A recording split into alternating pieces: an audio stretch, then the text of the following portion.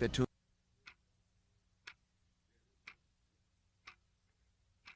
Well, today with Ari and James, Monday through Friday, 8A to 11A Eastern Time. Your home for all things Big 12.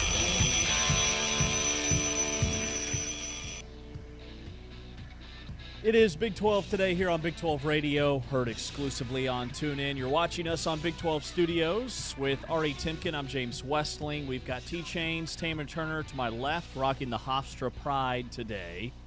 We also have Anthony Smith behind the scenes on the Big 12 Studio side. It is day 2 of the NCAA tournament. Ari's all decked out. You can see him on your screen. Are you playing today? What time's tip-off? Yeah, we got a late tip-off tonight in San Diego. It won't be so late San Diego time, but probably closer to 9 o'clock given what some of the games before will do. So, yeah. I'm not playing, but I don't know if you were actually confused about that. How are you? Are we having fun yet? Bro, we're having so much fun. Big 12 goes 2-1 yesterday. TCU survives against Ohio State. Houston, late tip for their game against Idaho. One of us in this room was already asleep at halftime. But they got the win. And then BYU laid an egg against Texas. That was disappointing to see. But 5 Big 12 teams in action today. You're in Chicago again. Did you guys do any sightseeing yesterday, or were you just locked in for the NCAA tournament on the couch? Yeah, sightseeing. James, the only sightseeing that I did yesterday was the couch into the kitchen and then back to the couch to watch games. However, we are going to go see the Art Institute of Chicago today downtown, so that will take me away from the TV for a bit. But I've got a few methods I can employ. You'll be back by tip-off for the KU game, though, I'm sure. Oh yeah, please. I mean, come on. Well, and not only that, but the reason we're here, aside from the fact that it's spring break, is to celebrate my parents' 50th wedding anniversary. And so tonight begins the festivities of said weekend.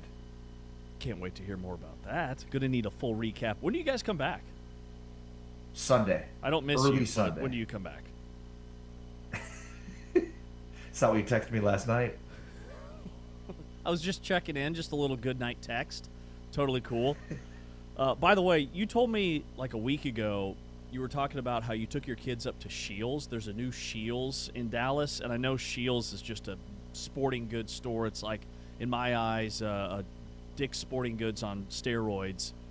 But, bro, the only place in America where you can get a strawberry banana smoothie, a pair of training shorts, ride a Ferris wheel indoors, and then leave with a samurai sword. Like, what? It's an adult Disneyland. Yeah, I mean, also you refer to it as a new Shields. I don't think it's new. I think it's been open for quite some time. Let's just keep it real.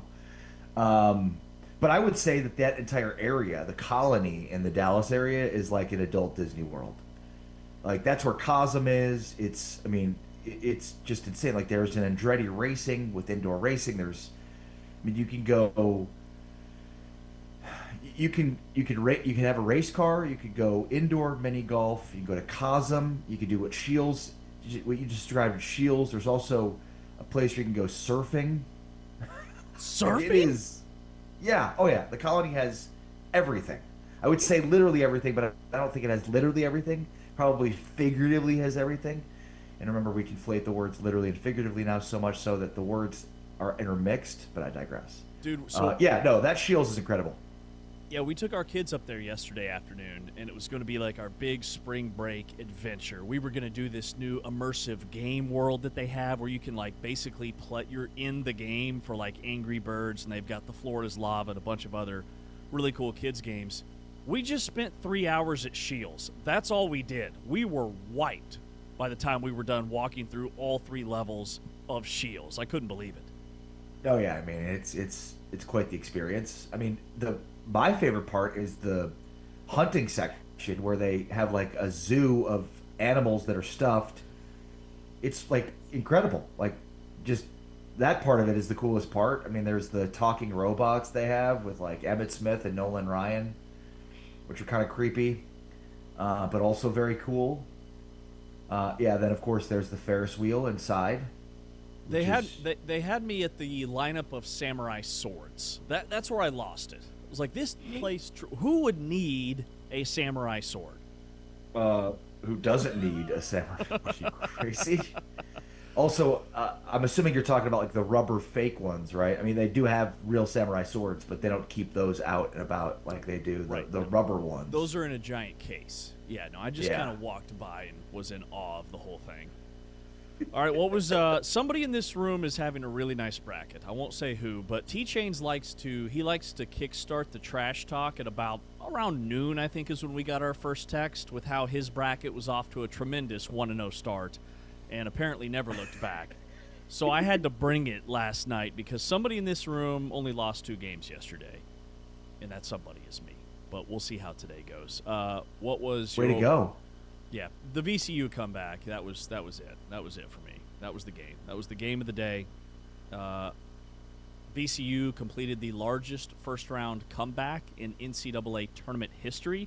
So on a day where, and that was probably my other like overarching takeaway, is the gap between these power conference schools and the Group of Five is as massive as ever. You had High Point, who's maybe one of the best like mid-majors we've seen in the last 2 decades. Like they're legit, right? And they win by 1 against a beat-up Wisconsin team. And then VCU had all their horses. North Carolina missing 2 starters, missing their top 5 NBA draft pick in Caleb Wilson. And it took a 19-point comeback for VCU to pull off the biggest upset of the day, or one of the biggest upsets. Outside of that, like, dude, it wasn't even close. Like, these teams like Hawaii, who is top 100 in the KenPom, didn't belong on the floor with Arkansas. There is a massive gap between power conference schools and the mid-majors in college basketball for the 2nd year in a row. Yeah, I mean, the Illinois-Penn game wasn't very close. Illinois is a machine, and look, I picked 3 1 seeds to my Final Four and Illinois to come out of the South region. That feels really good after what they did. Nebraska, congratulations to Nebraska. The Cornhuskers were the only Power 5 program in college basketball to never have an NCAA tournament win. They get one over Troy, a decisive 76-47 victory. We'll see how much that, having never won a tournament game, plays into today's games, including Akron, who's 0-7 all-time in the NCAA tournament, but which is has hard just to believe. completed one of the most dominant but has just completed one of the most dominant stretches in their program's history, going up against the Texas Tech team that obviously is injured. So that'll be interesting. But yeah, I mean, you're right. Other than High Point, which, I think people reacted to the High Point win as if it was a significant upset, and it's like we see 12-5 upsets all the time. Like I just think it was more to the point of like, who's High Point? Where is High Point? Where have they come from? But as a 12 seed, like that's not that significant of an upset. I would always think like top 3 seed upsets are the ones that are the most significant. Yeah. Where 5-12s happen all the time, but I think that just goes to show you how far the gap is. But yeah, High Point and VCU, and let me just say that I'm in 2 survivor pools. Okay. And I went totally different strategy than I've gone in years past. And in the first pool, I was eliminated about as quick as I've ever been eliminated from anything, which would be because I picked South Florida in one of them, which did not go well. But I also picked VCU, the other one. So just barely, but I was the only one to pick VCU. Most people picked Nebraska, so at least I'm saving one team. So that was my survivor pool day yesterday. Okay, so you sweating out the VCU North Carolina. VCU was down 19 in that game. I'm glad to know I wasn't the only one with some skin in the game for that VCU game. Taman, it's truck month. I hope you get the reference. VCU made me so mad. Do you get the reference? Does everybody get the reference? That it's truck month? Of course. It's truck. Yeah. The Rams. Okay, well, just making sure it didn't go over anybody's head. There wasn't much of a response in the group text. I was very proud of that one, okay? I was upset. Well, the group text, I was getting updates, seemingly every second. So. All right, let's circle back to what a way to tip off March Madness yesterday with the 9 seed TCU taking down Ohio State 66-64. Xavier Edmonds layup beat the shot clock buzzer with a little over 4 seconds to go. A half-court heave from Ohio State, nothing but glass, and TCU advances. TCU had a big lead most of the game.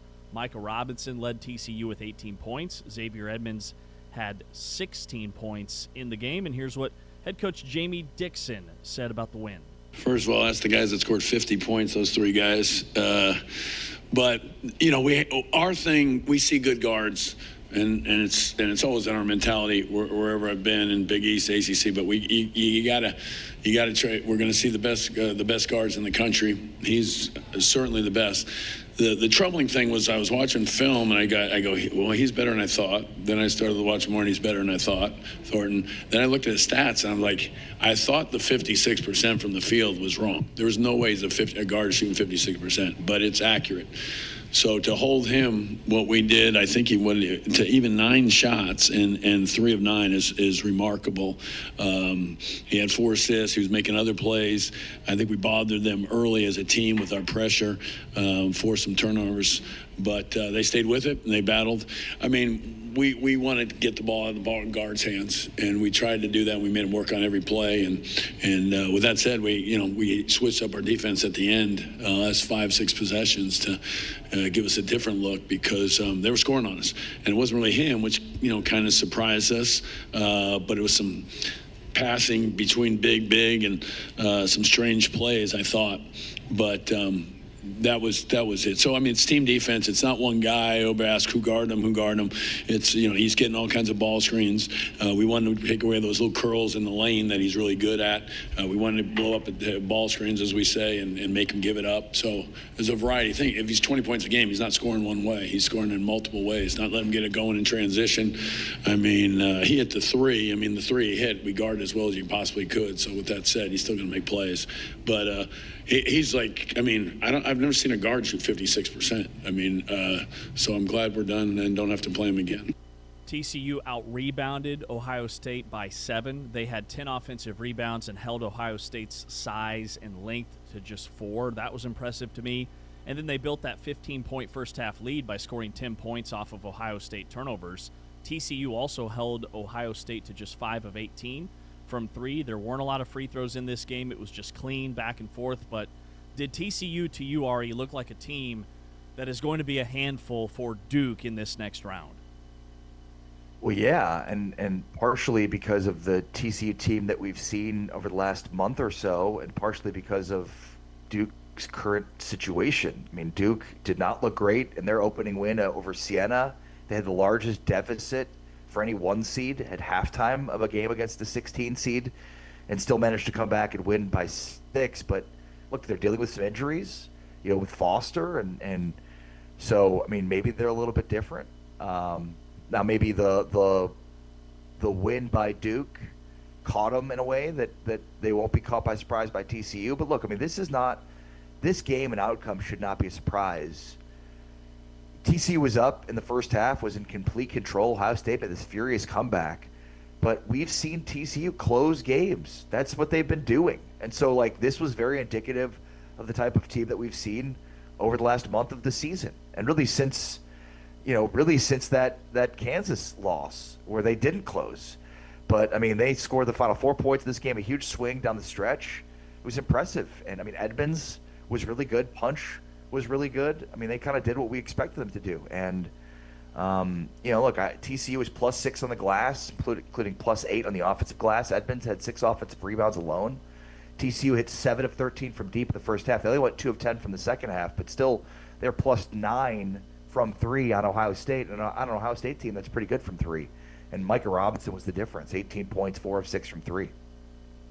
The other game, Houston stomped Idaho. Not much to unpack there. That was just Houston being Houston. A great start to the NCAA tournament. They win by around 30. They hold Idaho to less than 50 points. BYU, A.J. Bonsa, wraps a bow on his career by dropping 35, albeit in a loss to the 11-seed Texas. I was really worried about this game.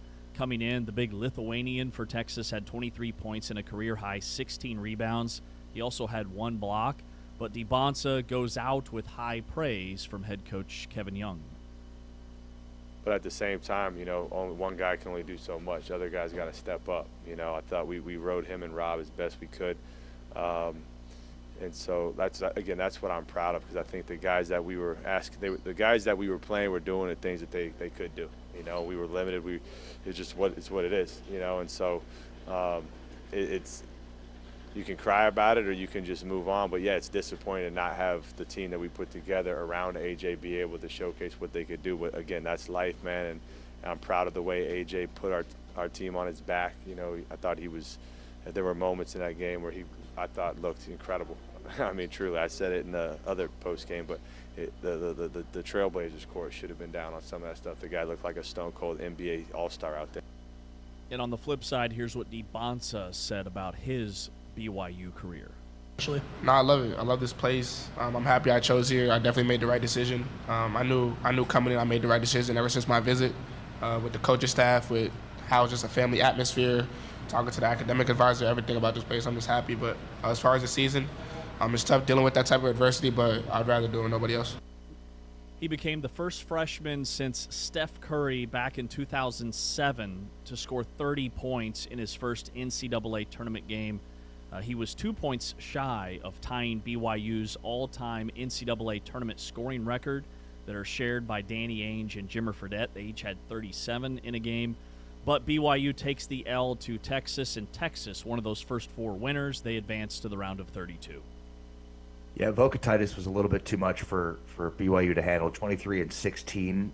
He did shoot 3 of 11 from the free throw line, which kind of opened the door for BYU late in this game. Yeah, look, I mean, DeBonsa, like, kind of like the TCU game where, like, we shouldn't be surprised because this is what TCU's been doing to teams of late. I'd say the same thing about BYU. Like, this is kind of what they've been. Rob Wright, 14 points on 17 shots. 3 players other than Wright and DeBonsa combined to take just 7 shots. BYU's 4 bench players went scoreless. Only Dominique Diamande attempted a shot off the bench and missed 3-pointer. You know, and there's so much talk today about, BYU spent $7 million on A.J. DeBonsa. Is that money well spent? Blah, blah, blah. Like, to me, the framing is totally off on that. Like, yeah, that's money well spent. It's not A.J. DeBonsa's role to be A.J. DeBonsa 4 different times, right? I mean, meaning, like, it's, to me, more about the team put around him, the injury to Richie Saunders, and the fact that they didn't have much bench scoring. But, like, DeBonsa did exactly what he's supposed to do for the money that he's being paid. I mean, he did exactly what he's supposed to do, period. He played, like, 38 to 40 minutes a game. He was leading scorer in college basketball. Like, what are we talking about here? Totally. Was he worth it? Yeah, I'd say he was. Totally agree. What? He's one man, and he did his part. And yeah. He's the leading scorer in college basketball. Like, what?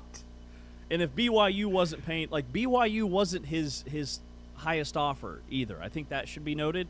Like, there were other programs willing to pay him more, but he went to BYU as a package with Kevin Young, getting him ready for the NBA.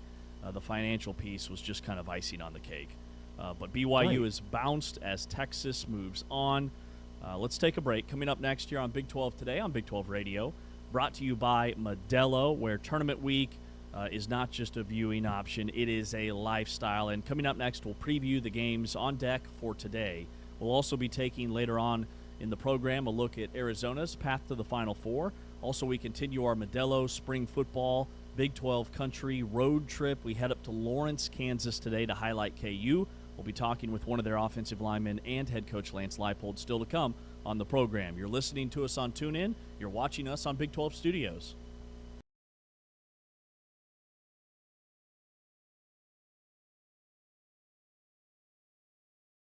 Arizona won it by 7. Just under a month ago, we are underway with a trophy on the line here tonight. And he'd love to add another one here in this game. And Arizona would like to get Braden Burries going early. He'll pick up an assist as Bradley knocks down a 3. Really good. 13th in the AP poll in the week before the season began. As Pete lays it in, but they were in the top 5. Into Pete, who's had a terrific night. Left hand up and good. Gave a look to the high-low, the dump down, and then pivoted. And especially the big guys stepping up in screening situations has been really effective for Arizona. Some room for Sharp. A big shot for the Cougars. Fleming's on the bench right now. Miller out there for the backcourt with Uzan and Sharp. Tugler tries again and one. Beautiful pocket pass. 10-0 run, Houston. Arizona's got foul trouble, and they've gone cold. Miller driving, dumps it off, laid in by Tugler. Shot clock at 7. Burries. He's going to have to put a shot up, and he banks it home. Back comes Flemings. Uzan hit it, and it's a 3-point game. That will do it. The regular season champs are the tournament champs here in Kansas City.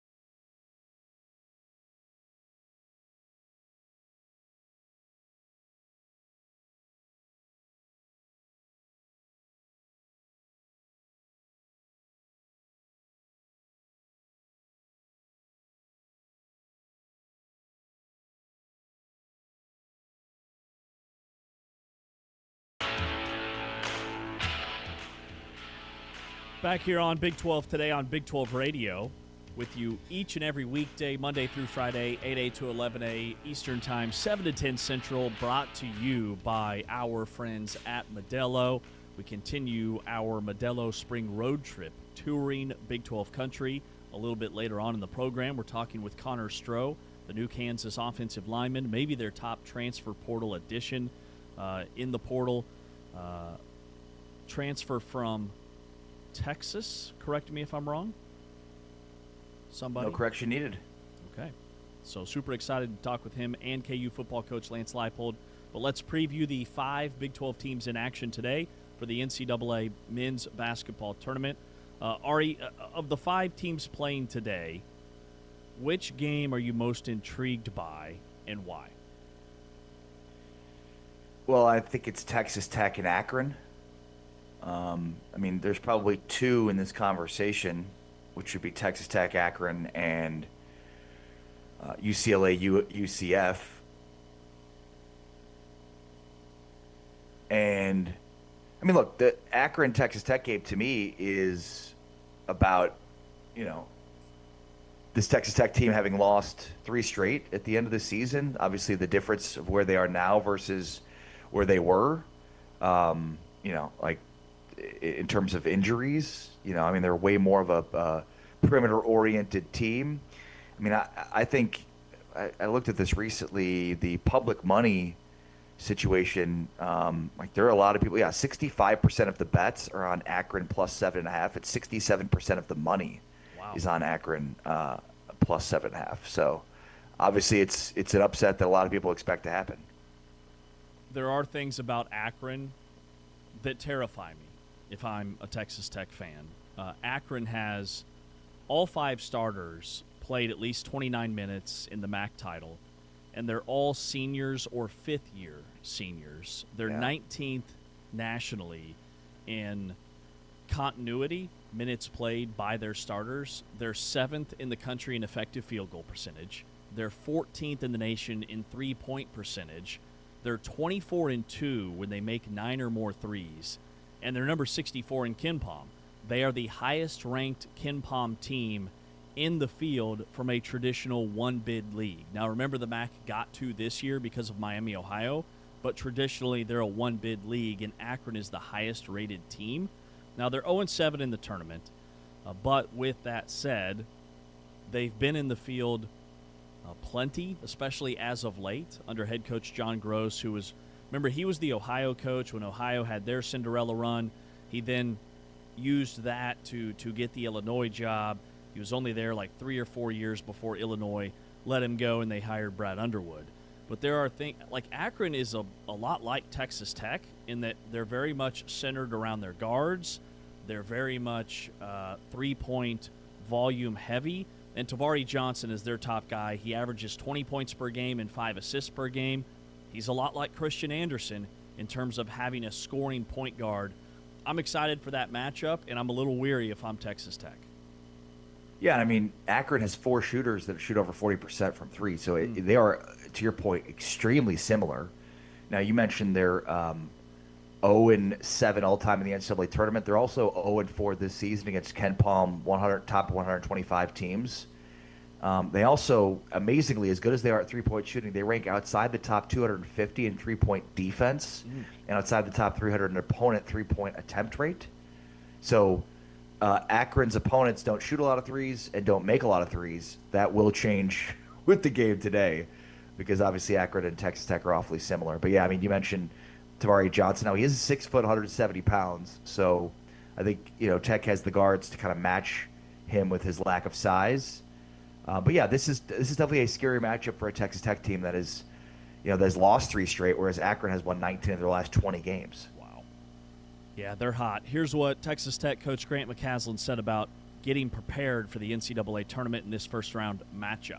People ask me, like, what's your dream for this team? And people want to talk about advance, and I want to get better today in practice and see how much better we can get because, man, we've got great guard play. We've got a great group of guys, and we've continued to play well in some games, but we've got some areas that I think, man, we're not even close to what we could be. So it's fun to be a part of a team that's still practicing hard and still getting better.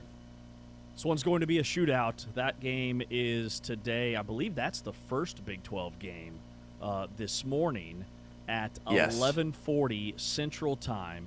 11:40 Central Time. You can watch it on True TV. Akron is 29-5. The other game that I look at is UCLA and UCF. That's a 7-10 matchup. UCF is the underdog in this game. They're the 10 seed. UCLA is a 7. UCLA is 23-11. They are 13-7 in Big 12 play.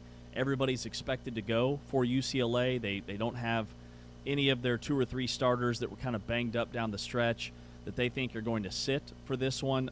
Tyler Bilodeau is their leading scorer at 17 points, 5 rebounds, shoots 52% from the floor, and is 14 of his last 29 from 3. Now, he suffered a knee sprain against Michigan State in the Big Ten tournament.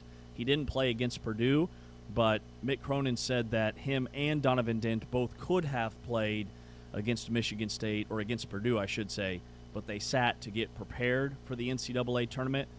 Themis Folks is going to have a huge game in this one, and he's kind of struggled with turnovers down the stretch. He's got 29 turnovers in his last 8 games for UCF.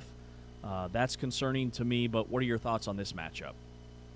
Yeah, I mean, this matchup, along with the Kansas-Cal Baptist matchup, feature 2 teams in kind of 2 different stratospheres when it comes to like history and the NCAA tournament. Obviously UCLA. We think about the great program under the Wizard of Westwood. UCLA is 116-49 all time in the NCAA tournament. They have 19 Final Fours, 11 national championships. Meanwhile, UCF is 1-5 in the NCAA tournament. I mean, think about that. UCLA has won 116 and lost 49 in their history in the NCAA tournament, and UCF is 1-5. The last victory for UCF came in that 18-19 season. I think the thing that stands out, I mean, you mentioned Bilodeau. He's a leading scorer, and he's a matchup nightmare inside. He's averaging 18 points, 6 rebounds, 1 assist per game. He shoots 52% from the floor.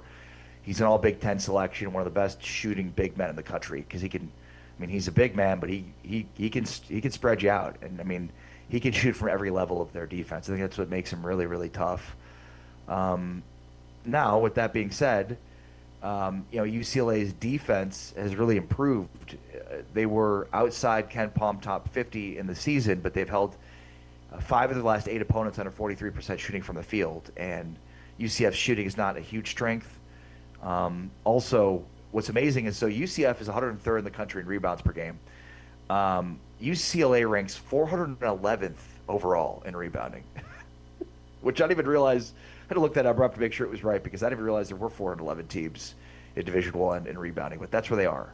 So it's rare for a team like UCF to be ranked 103rd in rebounding and still be a significantly better rebounding team. And as we know, Big 12 has a lot of good rebounding teams. So it feels like that's an advantage that UCF should have in this game, but there's not many for them. Yeah, you think of Mick Cronin's teams as tough and physical, and he kind of has that edge to him, but this is very much a finesse UCLA team. Now, over the last 8 games, so UCLA, like mid-February, completely overhauled their offense, and they simplified it. And they've got this dribble drive offense where all 5 starters play on the outside, they space the floor, it's a lot of dribble handoffs. But over their last 8 games, they're averaging 80 points and shooting 49% from the floor. And since February 21st, UCLA has the 2nd most efficient offense in the country, and they've got wins over Illinois, Nebraska, and Michigan State. They shoot 38% from 3 as a team, which is 18th nationally, and that number's much better since they employed this new offense. There's just a lot of things about UCLA that I like as a 7 seed to make a deep run. I think it's going to be an uphill battle for UCF, but I hope I'm wrong. I hope the Knights can get it done. Yeah. No, I agree with you. I think this is one I definitely think will go against the Big 12. We'll see. But it feels like UCF had a really good season. They put together an extremely good resume, but UCLA is the better team right now. All right, let's pivot to Kansas and Cal Baptist. Dominique Daniels Jr.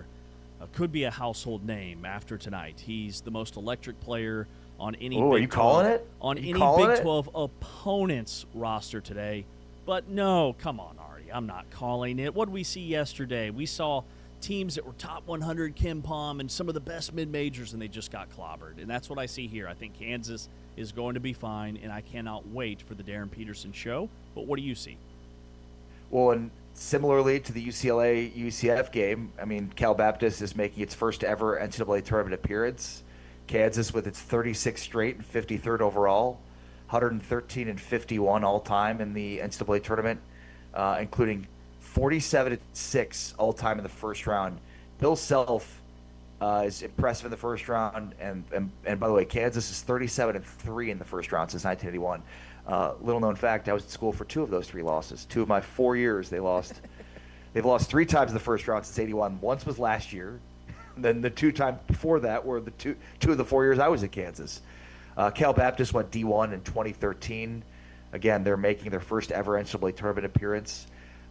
Dominic Daniels is the WAC Player of the Year, 5th nationally in scoring at 23 points per game.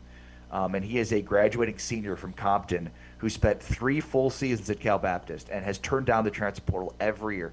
As much as we talk about how players are leaving and going up in moving up in a level, Dominic Daniels has not. He stayed at Cal Baptist, helped to build this program and get it to this point where it is right now. And when you look at their WAC championship game, a crazy, incredible win over Utah Valley. Daniel started 4 of 22 from the field, then made 3 consecutive 3-pointers to help Cal Baptist win that game. Now, kind of similar to what we talked about, like they played 3 games against Power 4 opponents this season, all Big 12 teams. They lost all 3. The Lancers were blown out by BYU 91-60. They've never defeated an Associated Press top 25 team in program history. Yeah, if this one happened, it would be by far the largest upset in the tournament. Before the break, let's get a status update on Darren Peterson. Here's what head coach Bill Self said about his star guard. We got a player that is a true potential difference maker. Unfortunately, we haven't had him at full speed, the vast majority of the year. But he tells me, and I believe it, and I see it, that he's moving, and this is the best he's felt all year. So I'm excited about moving forward with our full complement of guys closer to 100%. Okay, so Kansas is healthy, according to head coach Bill Self. Here's Darren Peterson himself talking about his status. I kind of said it before, like if I had the ability to play in the games that I missed, I would have, and it just wasn't smart at the time. I didn't really know what was going on with my body, but once I got it figured out, I was out there and did what I could. I know there was like a clip where I asked coach to come out of the game and stuff. It was just me saying like the cramp, like it's starting, like I'm gonna need one. I ain't gonna be able to go play defense, but that's the main thing. Just if I was able to be out there, I would have been out there for my teammates and for my coaches. No concerns anymore. I've been the last, I don't know how many games in a row I've been getting through without any issues. So I feel like the cramps are behind me. I've been fine. Man, Peterson is so different off the floor than he is on the floor, and he's referencing the clip that went viral where he asked Coach Self to come out of the game, and I like his answer there. He addresses it, and he says, it's because I couldn't play defense on the other end. Yeah, look, this is something that Darren Peterson, I think, probably realized, and good maturity on him, that he needed to get in front of and speak publicly on, right? Part of the issue with Peterson this year is that he has not been in control of the narrative around him because he hasn't spoken publicly about any of this stuff. And, our friend Shreyas Latta had a couple of reports that came out, but it really started with Peterson making the decision that he was going to finally speak to this. I mean, following their loss to Houston in the locker room and his post-game availability, he opened up about everything, and smart on him.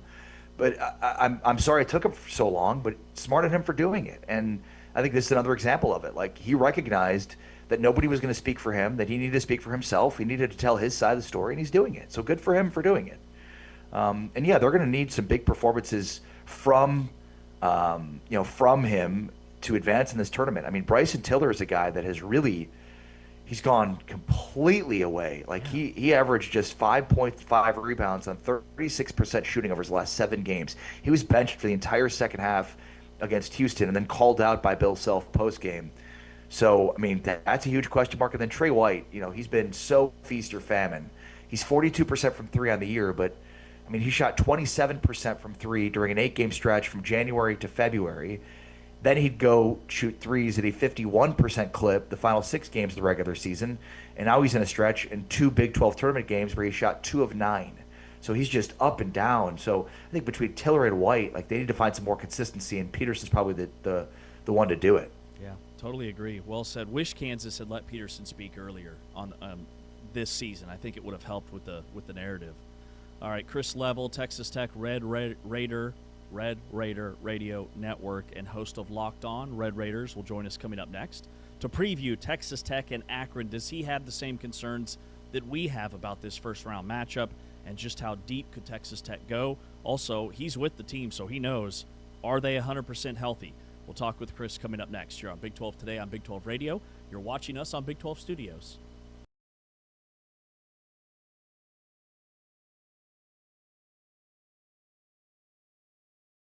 Arizona won it by 7. Just under a month ago, we are underway with a trophy on the line here tonight. And he'd love to add another one here in this game.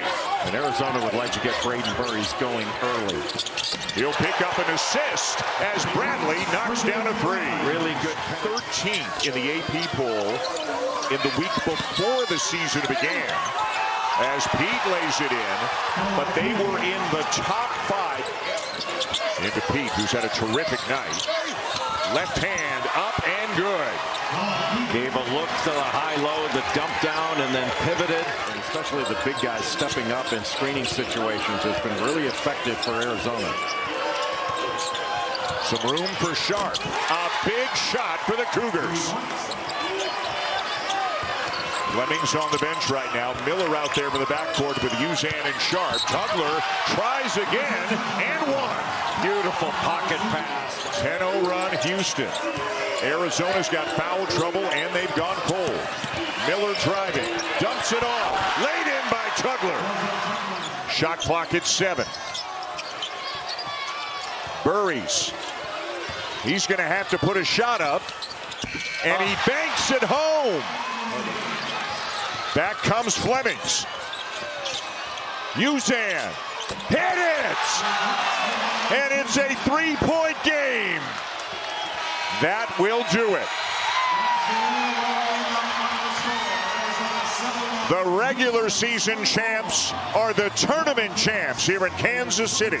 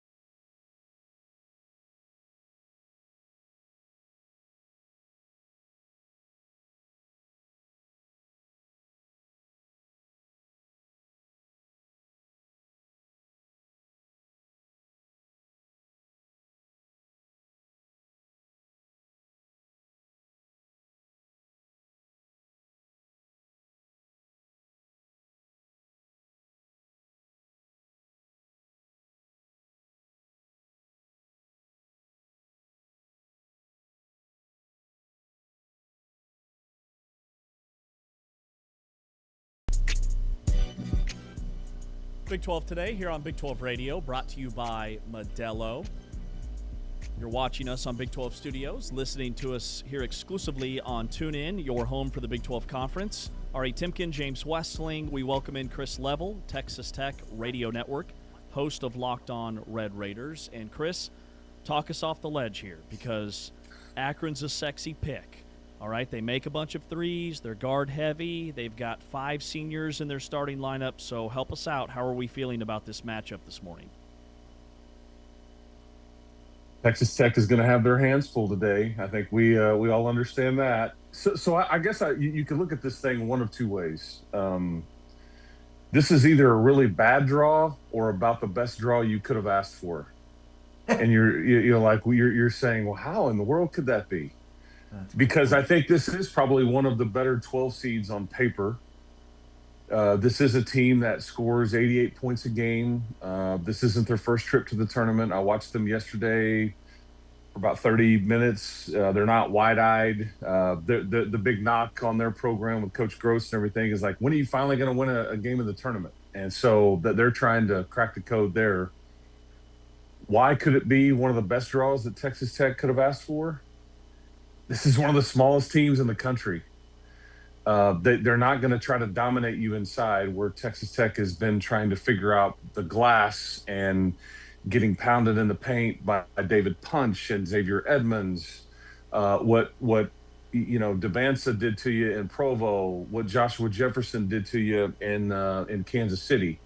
This is, and if this team does some of that, then you're obviously in real trouble. But this is kind of mirror images a little bit. And so I guess we'll find out together. I don't know if this is a great draw or terrible, but I do think though that you're going to have to play well. But if they want to turn this into a 3-point shooting contest, and they might, I think you're totally up for it. If you want to launch 45 and they launch 45 and see who makes the most, I think that Grant McCasland would say, let's do it, so, and that may be what you see here.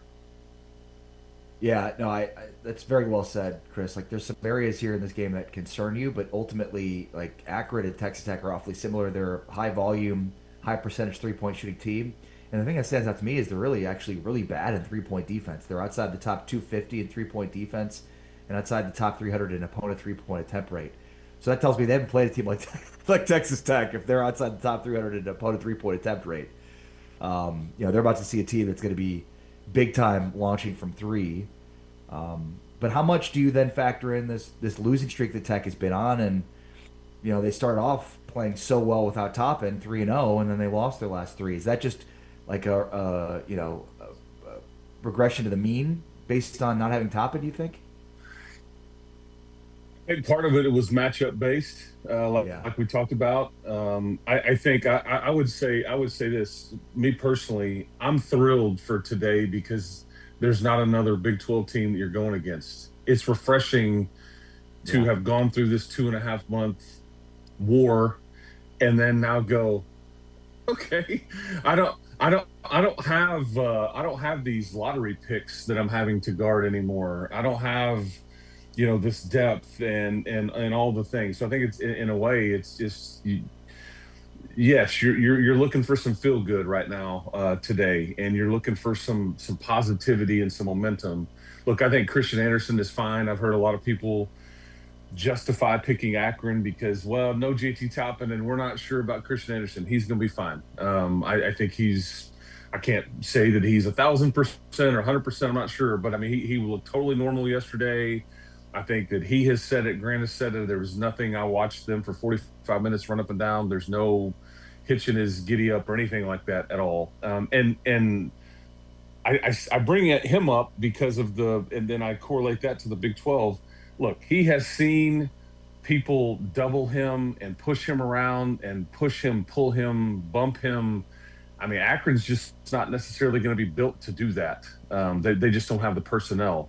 They are going to be very good. They're very confident in what they want to do. They're going to push on makes and misses. But how teams have defended Christian Anderson is what screwed up Texas Tech more often than not.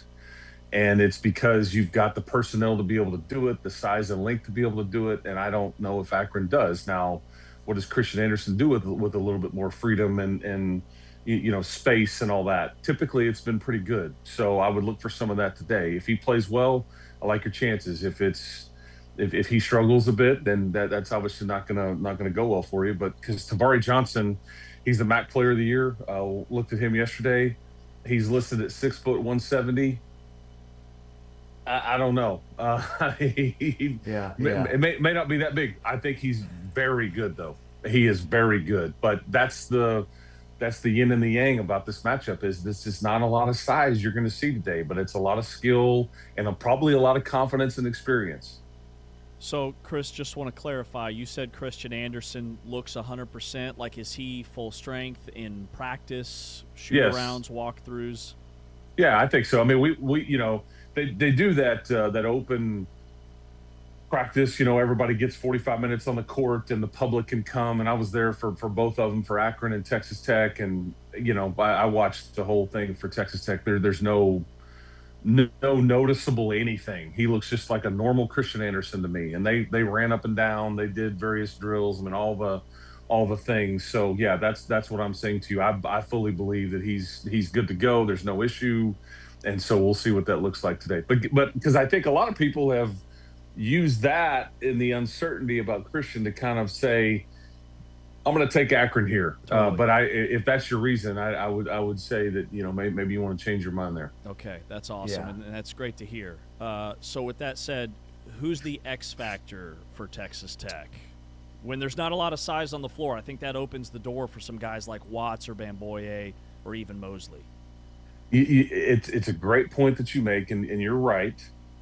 However, I'll go with the smallest guy on the floor for Texas Tech, and that's Jalen Petty, because the size issue has caused him as many problems as anything, because what a lot of Big 12 teams were doing is, Texas Tech typically switches everything, and they would kind of get him matched up on somebody that was a bit bigger, and then he would get picked on. Now he will compete, but he's 6 foot maybe. Now he's got a 42-inch vertical and all that, but he's the variable player here. If he plays well today, you're not beating Texas Tech. If he really struggles, who else is it other than Anderson and Atwell that step up? And he's got the most, spurtability, I guess would be a good term for it, where he could go for 18 or he could go for 6. But typically he's been closer to 14 to 18 than he has anything. And he's had some double-digit rebound efforts or close to it on some of these games. And so I think he'll be more than comfortable in a game like this. You want to run up and down and hoop? Let's go, and I think when the game slows down and it gets in the half court, sometimes is when he kind of struggles or he gets picked on defensively, but that he could be a bit of an X factor. But to answer your question with one of the guys you mentioned, and Bamboye they've got a kid named Amari Lyles that is he's their senior. He averages, I think, 14 and 8. And Amani Lyles is somebody that they're going to lean on. But Josiah Mosley, Bamboye, Watts, they've got to hold their own down there. And Watts is somebody, too, that he's been as this back down post player. But like when you're going against Cincinnati, he's backing it down and then he picks up his dribble. And typically he'd go for a shot. Well, he's looking at 6'11" over one shoulder and 7'2" over the other. And it's like, help. Again, Akron can't do this. So he may be able to operate down the low post a bit more than he has in the last, say, 3 or 4 weeks since JT went down. What has to happen for Texas Tech to win? Well, you've got to rebound, obviously, well, transition defense. But I think that, because here's the other thing about Akron that I think is why this will be a good matchup. Typically, Texas Tech was giving up too many trips to the free throw line. Again, you get them spread out and they'll foul you. This is not a team that shoots a ton of free throws in Akron. That's not their game.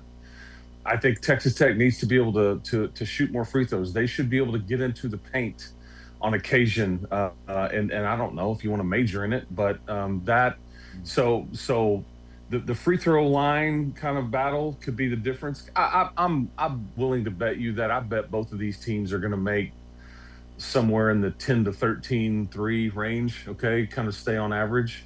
Maybe somebody, I think the Red Raiders have hit 17 3 different times this year. Maybe they go BYU and make 25 of them instead of tournament record. I don't know. Wouldn't that be fun? Light Tampa on fire. But I think getting to the free throw line, and you should walk into this thing with your chest puffed out a little bit after going through the gauntlet that is the Big 12 Conference. That should have to pay some sort of dividend here. It obviously didn't for BYU last night, but at some level, you just have to look at it and go, we got to have some confidence here. We've got to be able to get into the paint on occasion and get to the stripe more often than not. Is it weird, Chris, that I feel better about Texas Tech's second round matchup than this first one if it's Alabama or Hofstra? Alabama, who also, like Akron, plays with pace and shoots a lot of threes. Like, I feel really good about Texas Tech's little pod here and them, like from a matchup standpoint. So what can you tell us about that? Yeah, I mean, I have not seen much of Hofstra at all. Obviously, if I have a reason to watch them today and we're not, packing up and going home, then I will absolutely do that. But you're right. If the seeds hold with no Aiden Holloway, I guess, and the fact that they are going to want to get up and down the floor and kind of lean on the three, I think you're okay with that. So especially, but they've got enough firepower, does Alabama. But you're right. It's not a team. It's not. There's a reason that Charles Bediako was a whole thing for Alabama, because they lacked size on the interior, and they were like, "Screw it, we're taking a chance. This kid can help us. We need some size and all that." And then they did that for 5 games, I guess it was. So again, that doesn't necessarily point to exploiting your weakness. So yeah, I sign me up for seeing some action here in Tampa on Sunday. I don't care what it looks like. Well, sign me up for this one today. I think Texas Tech and Akron is going to be a shootout thriller. Cannot wait. Chris Level, for your call on the Texas Tech Radio Network, host of Locked On Red Raiders. Appreciate your time, Chris, and good luck today. Hey, keep hope alive, boys, and hope happy March Madness for all who celebrate. So we'll hopefully we'll talk to you next week about me going to where Ari's at in Chicago. I'll celebrate with you guys next year. Next year is going to be a big year. All right, Kansas State, we're back, baby. We're back. So yes, there you go. I'll see you guys next year. All right. All right. Thanks, Appreciate Chris. it. Thanks, fellas. All right. See you, brother. All right, bye-bye. Chris Level here on Big 12 Today on Big 12 Radio. Coming up next, we will transition into our Modelo Spring Road Trip, touring Big 12 country. We highlight the Kansas Jayhawks with a couple of interviews today. Super excited to talk with Connor Stroh, who's from Frisco, transferred from Texas to KU. He's probably their number one portal addition. We'll chat with him coming up after the break. With Ari Timken, I'm James Westling. This is Big 12 Radio. You're watching us on Big 12 Studios.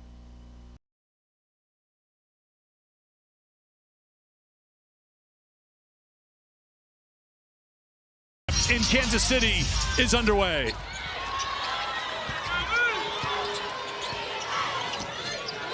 West Virginia basketball. Two teams looking for the first points in this game. Provided by Jordan Harrison. Cook trying to get around Miles. Good feed to McCray. Rolls it in for 2. Miles. Defended by Woodley. Miles down the lane. Count it, and 1.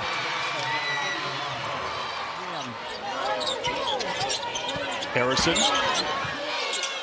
for 2. Jordan Harrison, as Christy talked about right at the top of the telecast. She usually will take her defender off the bounce and back them down. But right now, maybe this is going to be 2 for him.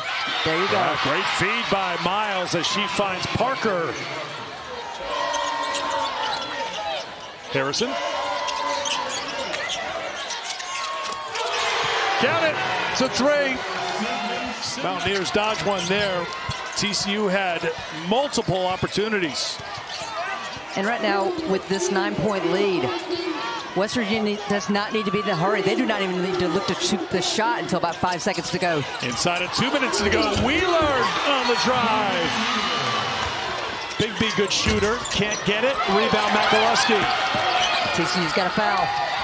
They don't get anybody. Here's Shaw all alone for the layup. Cue Country Roads.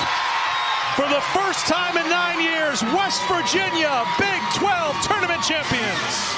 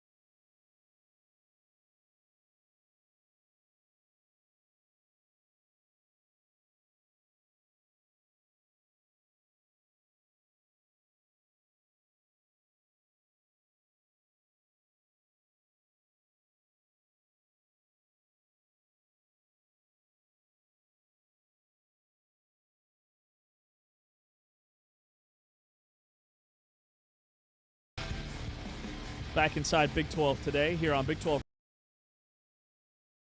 Us on your home for the Big 12 Studios. We are brought to you by Modelo, and this is part of our Modelo Spring Football Big 12 road trip. We head up to Lawrence, Kansas today, and we welcome in Kansas offensive lineman Connor Stroh from Frisco, Texas. Connor transferred to KU from Texas. He was part of the Longhorns 2023 recruiting class. And Connor, our producer, Taman's a big Texas fan. Ari went to KU. He's a big KU fan, so no pressure during this interview. You've got kind of the best of both worlds. Just tell us about your journey and why KU was the right fit. So coming out of high school, I had there had been a lot of things. Like I had gotten a lot of Big 12 offers. I had been offered by Kansas, but I really just wanted to stay closer to home. And so now that obviously wasn't the biggest reason, but it was pretty close. And so going to Austin, and it was funny. It was never my dream to go play for the Longhorns because my entire family went to A&M. But just at the time, it was the better choice for me. And so, yeah, I spent 3 years in Austin. I can't say I loved every second of it, but I do love the Longhorns, and they will always be a part of me. But I mean, I wouldn't be the man I am today without them. But I just, I just needed a change of scenery. I needed something different, and I was, looking for something new, and some place where I can go really be myself. And it was funny. So I had Kansas scheduled for the first visit out of the transfer portal, and I had Oklahoma State scheduled right after. But I love Kansas so much, I just committed Kansas on the visit. And so, but I think what isn't talked about in the portal so much is the volatility, like how just crazy it is, and so I really just wanted to get my recruiting process done, and I think Kansas has been the right choice. I haven't regretted it so far. It's really been a great time here.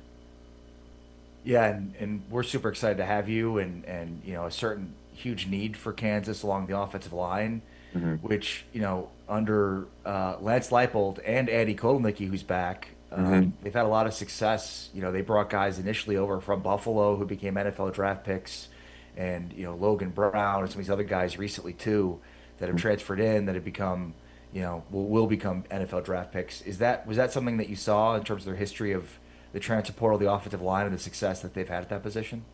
Well, I think it was definitely that, of course. Like, I always look to prior success in coaches. And, I've seen Coach D.A., he's put a lot of kids in the draft. Coach Kotelnicki, I think he's always built an offense that is designed to let players showcase their talents, which is a great thing for an offense. And so, yeah, definitely, that was a big factor. I mean, I had taken a real hard look at everything these coaches had to offer. And, something that can't be understated is I've had 3 years in college. And so I know a lot about what goes on. It's different for me being a freshman and not knowing anything. I'm an old guy now. I'm a upperclassman. It's a little weird to say, but I am. And so I kind of was able to know what they were bringing to the table, and what I needed to really focus on. Talking with Connor Stroh, the Texas transfer, headed to Lawrence to play for Kansas this season, one of their top portal additions. And you were on 24/7 Sports Freaks list when you were in high school. You had some ridiculous numbers, like you were in track and field, powerlifting in high school. Yeah. But the real hard pressing question I have is, we're all sneakerheads on this program. Where do you get your footwear? Like size 19 shoe? Like, bro, Finish Line doesn't have a size 19. So, it's a really funny story, actually. I'm actually a size 17.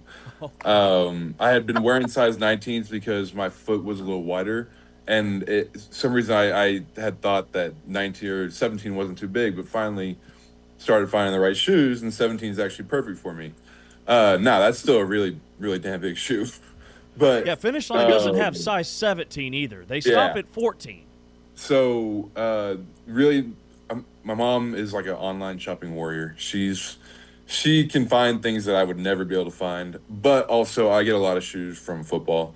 So like from UT, I have like 15 pairs of shoes, and I've already got like 5 pairs of shoes from Kansas, and so that's always been a good resource for it too. Do you have the biggest shoe on the team? I think so. I mean, I haven't come across anybody who's gotten a bigger foot than I do. So you haven't met Shaq? No, I have not. He'd be the one I would think of. Yeah, off the I think top of my so. head. Connor, what do you like most about being in Lawrence and everything that you've experienced so far? I know you haven't played a snap yet on the field, but in terms of Coach Leipold, who's going to be joining us here in about a half hour on the program, just his staff, and KU's a really cool campus. The city's a really neat college town that's close to KC. Just what are you enjoying the most? So, I mean, I'm enjoying a lot of things. Lawrence, first of all, I love the town. It's definitely a change of pace from Austin, which I think I like. I needed something a little smaller. Austin's pretty crazy. It's got a lot of things to do, but it's really big, and yeah. And so I think Lawrence is a really good combination because it's not as big, but it still has a lot of things to do, and it has a lot of really good food, I've found out. And then, just moving into like the coaching staff, I mean, I could kind of tell that they were the real deal when I was on the visit. I mean, that's why I committed. That was definitely the reason I committed, is because I could tell the coaching staff were legit. And, going through all the guys, I mean, Coach DA, obviously I'm going to be around him the most. Coach Kolnicki coming back is definitely a big part of that. And, speaking with Coach Leipold, I can tell he's a really player-focused coach. And then Coach Gildersleeve, our head strength coach, he's been really impressive so far. Just about how he's developed us physically over these last 8 weeks and into our like mental development. He's focuses on both a lot. And about campus, it's really funny because I don't spend barely any time on campus because I've got all online classes. So all I do is, I'm at the facility. I just get done with workouts, do recovery, do all the stuff I need to do, and then I just go home. There's no reason for me to stay at campus, but I have driven around it, and I do believe it's very pretty. Except it was funny. Austin campus was very hilly, while Texas isn't very hilly. Right. And the campus is on top of a hill here. It's like I thought I was escaping that. Yeah, I mean, to walk to campus too, it's a hike up that hill. Yeah, but luckily, in the snow. At least right now, I don't have to make that walk. Yeah, absolutely. So what are you studying? What do you have? How much did you spend 3 years at Texas? Yes, yeah. So I got my degree at UT in corporate communication, and then I'm going to start my MBA. Hopefully, it's going to be an online MBA. If you can tell, I like online classes, but I'm going to start my MBA here in the summer, and if I can do that right, hopefully I'll be done by the end of my eligibility next year. If not, I'll just finish it sometime. But yeah, I'm going to try and get an MBA because, I want to go to the NFL. That's like the number one goal. But if that doesn't work out, I've got plans to maybe start a business, like a equipment rental business, but I don't know. I think having that experience in an MBA would help a lot. Man, that's impressive. Connor, talking with Connor Stroh, KU offensive lineman, transferring from Texas, 6'7", 341, and you look like you could bench press mountains. You've also got an All-American beard. How long have you been working on this beard? It is impressive. So my least favorite pictures of me are before I had the beard, and there's just one picture. I had the beard since my senior year of high school. It's hard to remember now because it's been on me for so long. But there's just one picture, I think when I visited Arkansas in high school, where I was like, oh, let me see what it looks like off. And I shaved it off, and it was not a good look. So there's a picture of me and Sam Pittman just not looking good. And and so ever since that day, I've I've kept the beard, and so I like to keep it around this length. I don't let it get too much longer. And it gets real scraggly if I let it get longer. And so, but yeah, I'm pretty proud of it. Not a lot of guys can grow a beard like that, and so it's part of my look too. So that's why I keep it. So how much do you know of what's going to be happening with you guys from a football perspective? I know that you've been on visits and whatnot, but we're not yet quite to spring football in Lawrence. So, like, how much of the football side do you know? How many of your teammates, the offensive line, like, have you been able to start to build chemistry with that group? Just kind of give us a sense here of, where your situation is right now. Well, so the great thing about Coach K is he's already basically introduced the entire offense. Like this, over these past 8 weeks, we've done installs, and I pretty confidently know the KU offense. Now, obviously, there's still some things I'll need to work on, but he's done a great job about installing that before spring football, so that's not the first time we're hearing it. And then, on my teammates, I've had a great time so far. It's the excuse me. The special thing about offensive line play is that there's no other position on the field where 5 people have to work as one in order to succeed. And I think so far the O-line has done a really good job of, becoming friends and not just competitors, because obviously we're going to be competitors. It's a competitive room. I mean, we've all recognized that. But in order for the players to succeed on the field, we all have to be friends too. Like, it has to be a really tight knit group. I think Coach Ekpalsa is really good about emphasizing that. I'm one of the only guys who has a house now, and so I like to invite the guys over.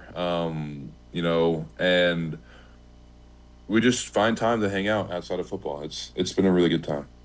So do you see yourself as like an immediate plug-and-play leader on this team when you talk about, you own a house, you're inviting the guys over, that sounds like leadership, or do you feel like you're still kind of trying to earn that?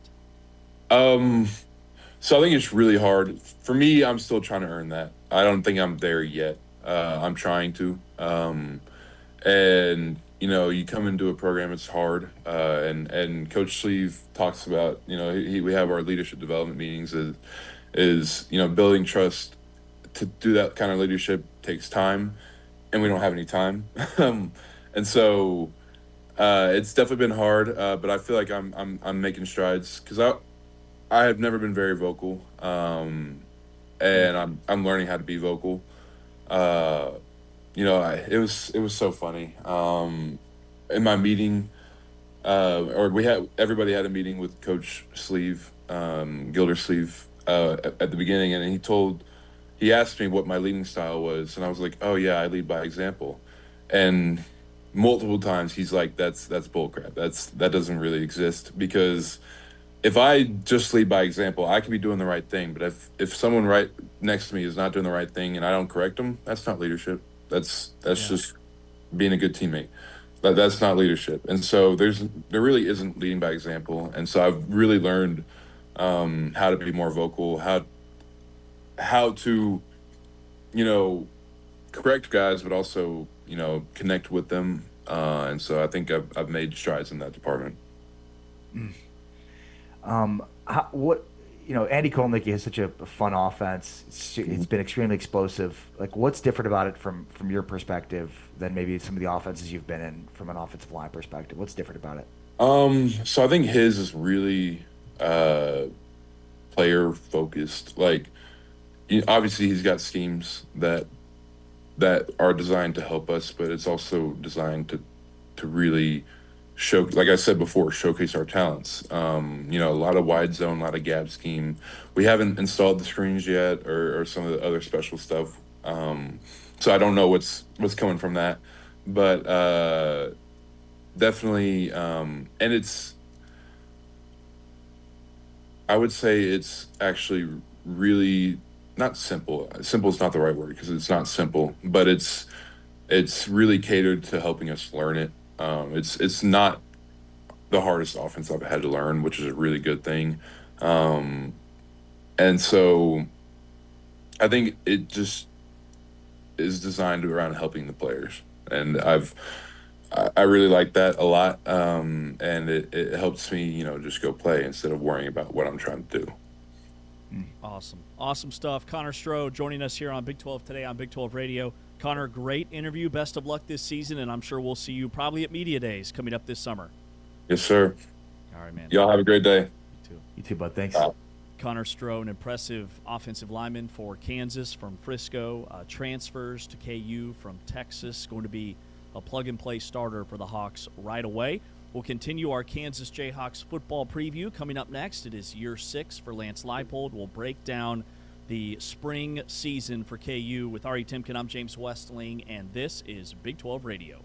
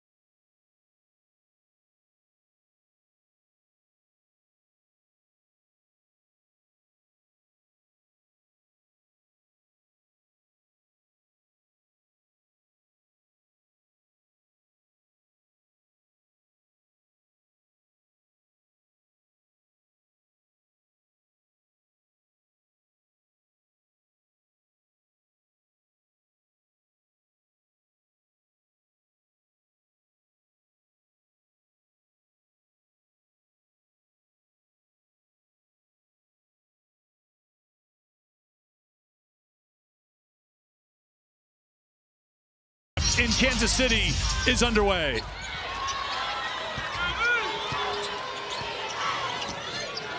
West Virginia basketball. Two teams looking for the first points in this game. Provided by Jordan Harrison. Cook trying to get around Miles. Good feed to McCray. Rolls it in for 2. Miles. Defended by Woodley. Miles down the lane. Count it, and 1.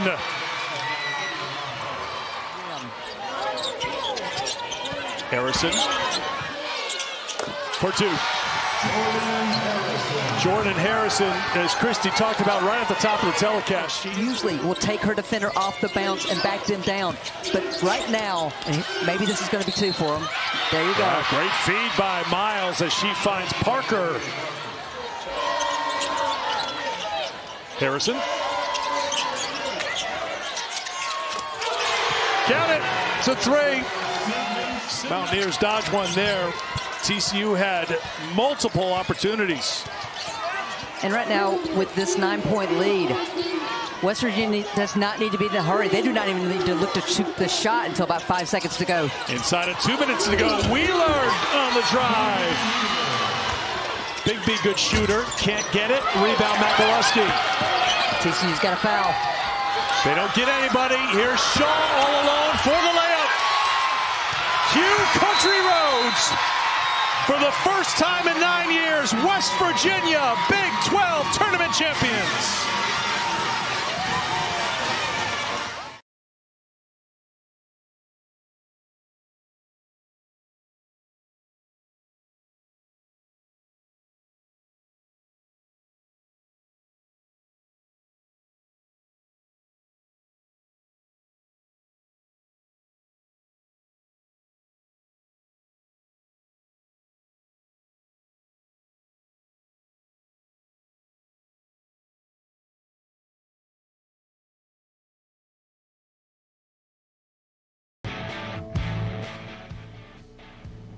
This is the Big 12 Conference. This is a different league. This is Big 12 Radio, brought to you by Modelo. You're watching us on Big 12 Studios, highlighting the Kansas Jayhawks today. We're about 15 minutes away from chatting with KU football coach Lance Leipold, part of our Big 12 touring Big 12 country powered by Modelo. Our Big 12 road trip continues. He's Ari Timken. I'm James Westling. So for Kansas, they go 5-7 last year. Jalen Daniels is gone.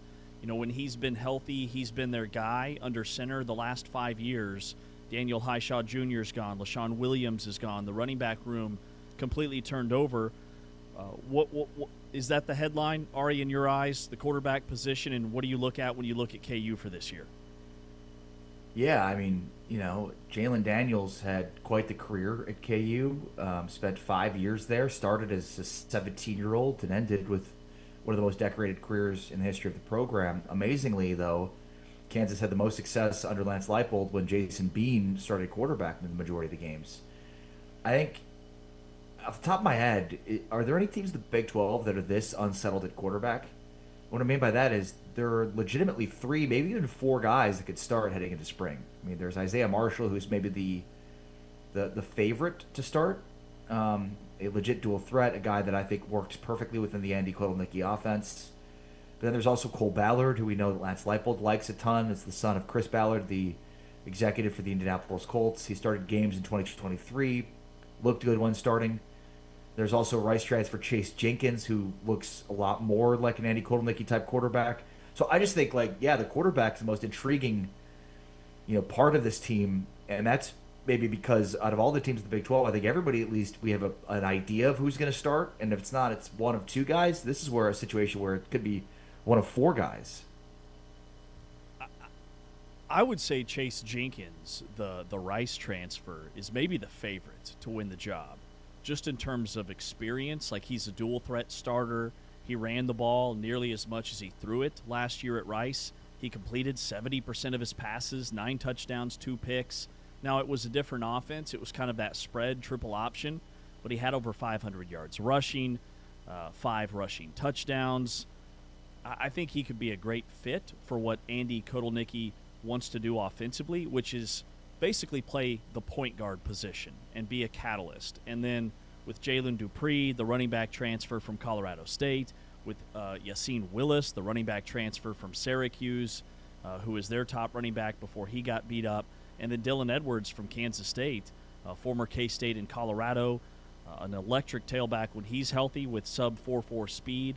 Like, collectively, I like what KU's done in terms of finding pieces that I think fit what will be a very different offense with Kotelnicki back in the picture. Yeah, the other thing to think about with this team is their schedule. Because the Union Jack Classic against Arizona State in London is considered a home game, they've got kind of a brutal road stretch. They play at Utah, they play at Kansas State, they play at TCU. We think about 3 teams certainly expected to be towards the top of the conference. And then at West Virginia is always a tough road trip, regardless of how good they are. And then they finish with that Oklahoma State, who we think is going to be better. Plus, they play BYU. So, if like the teams we expect to be towards the top, they play the majority of them, and a lot of those games are on the road. And they also, after having 3 bye weeks last year, have the 1 bye week and will play 9 consecutive weeks because of the early bye they have and going over to London with the Arizona State game. So I think that one's interesting. We've also seen a ton of turnover with this roster. I mean, this is not something that's common with Kansas. We mentioned heading to last year that under Lance Leipold that Kansas had lost the least amount of players in the portal, and that changed a little bit this year. They lost 25 players from last year's roster to the portal. They've added 31. There's a lot of unknowns with this team, and quite frankly, on paper, it doesn't look to be like it's going to be a really successful season. Yeah, the guy we just talked to, Connor Stroh, the offensive lineman, transfer from Texas, started 5 games for Texas last year before he was ultimately benched about midway through the season, but he's a highly touted prospect out of high school, and like everything we heard from him, I think he'll be a guy that starts all year. Nick McMillan, the wide receiver they bring in from Buffalo, is probably the best chance to be KU's #1 wideout, a guy that was super productive in the MAC. But then defensively is where I think there's a lot of unknowns because of the guys that transferred out. Like Lyric Rawls was KU's leading tackler in the secondary, and he transfers to Arizona State. Now, I do like the additions they've brought in, especially on the defensive front, like 2 massive defensive tackles. Trayvon McAlpine from Tulane, and then Iman Smalls, who was an all-league guy from UAB, is probably where I start defensively. But what do you see on that side of the ball? Yeah, and look, this was a bad defense last year under defensive coordinator D.K. McDonald. They were just not good at all. They could not stop the run. They couldn't get after the quarterback. And so, I'm glad he's back for a second year in McDonald, but like they've just got to be better and more consistent. And this is where, on paper, I'm not very optimistic about Kansas this season.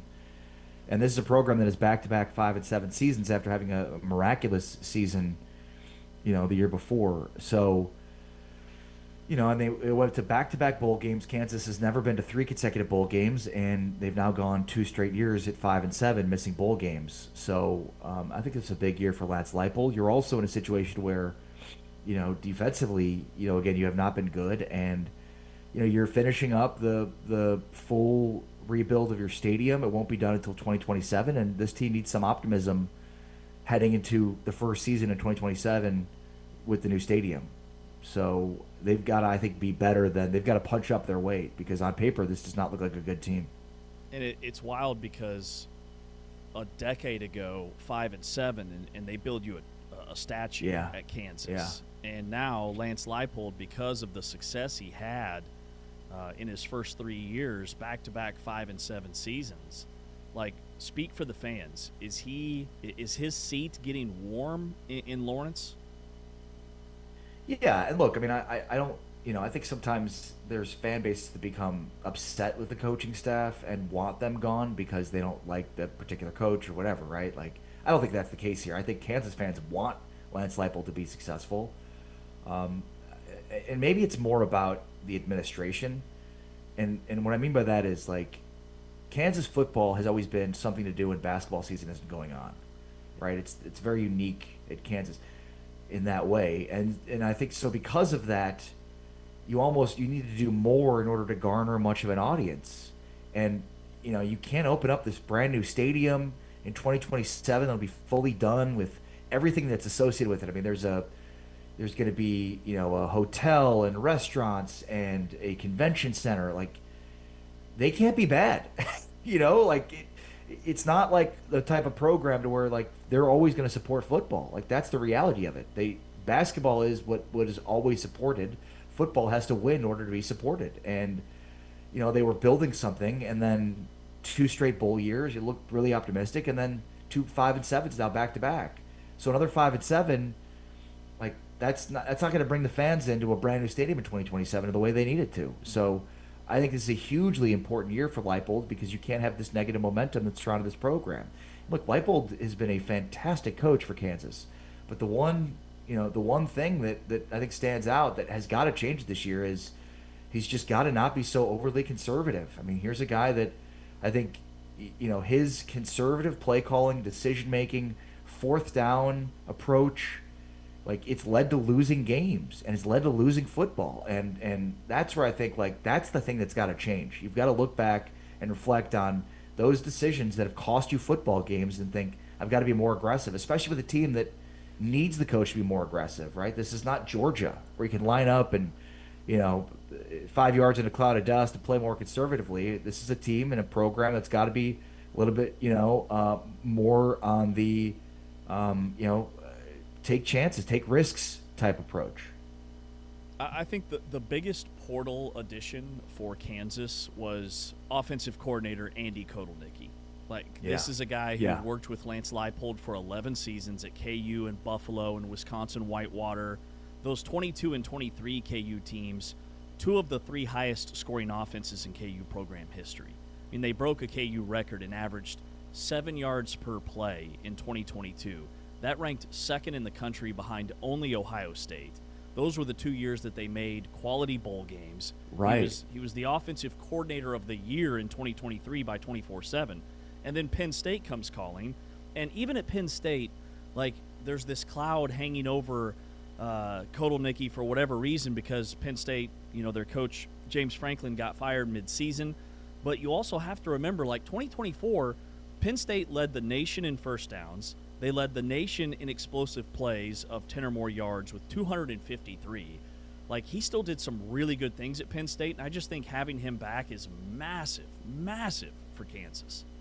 Yeah, no, well said. You can't understate it. I mean, Kansas has not figured out what to do on offense since Kotelnicki left, right? I mean, they had 2 straight bowl games. They were going for a third for the first time in program history, and they went 5-7, and they did the same thing last year, both the years that Kotelnicki wasn't there.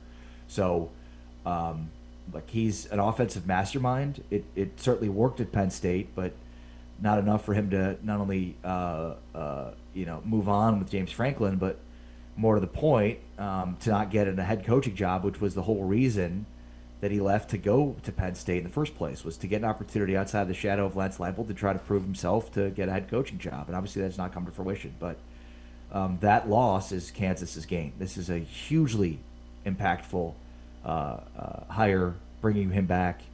And, yeah, it gives you optimism regardless of who the quarterback is. The band is back together because Jim Zabrowski, who was calling the plays last year, he moves over to the passing game coordinator and quarterbacks coach. He didn't leave the program. So now you've got him, you've got Kotelnicki, you've got Matt Lubick, who's the third offensive coordinator and tight ends coach. These 3 guys were on staff together in 2022 and 2023. The team is back from a coaching perspective. I think that's going to be a huge difference, and I think it's why KU, regardless of wins and losses, I could see them pulling off a couple of upsets, beating some people that maybe they aren't supposed to beat, notably Missouri in the non-conference. That's a massive game for KU early on in the year.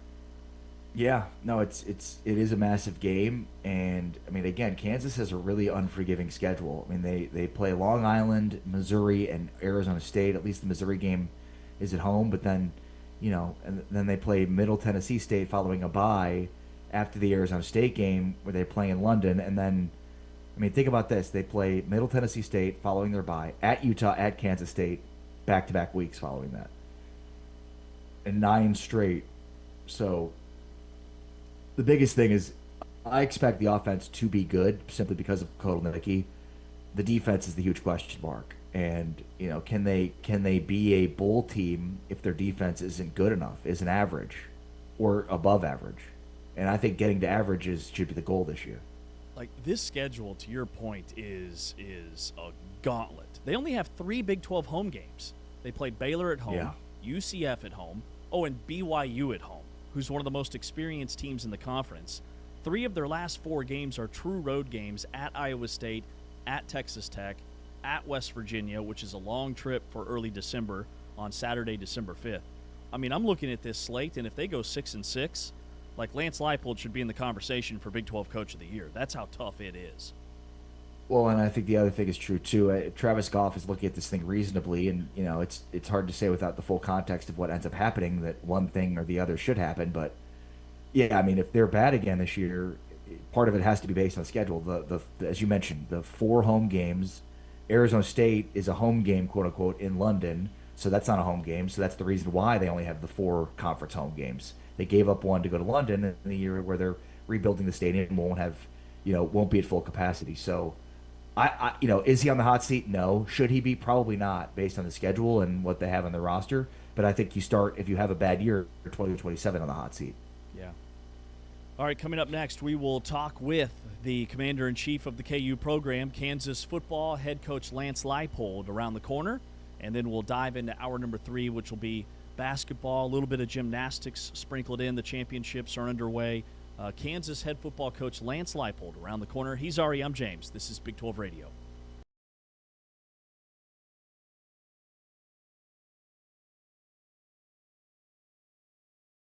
Arizona won it by 7.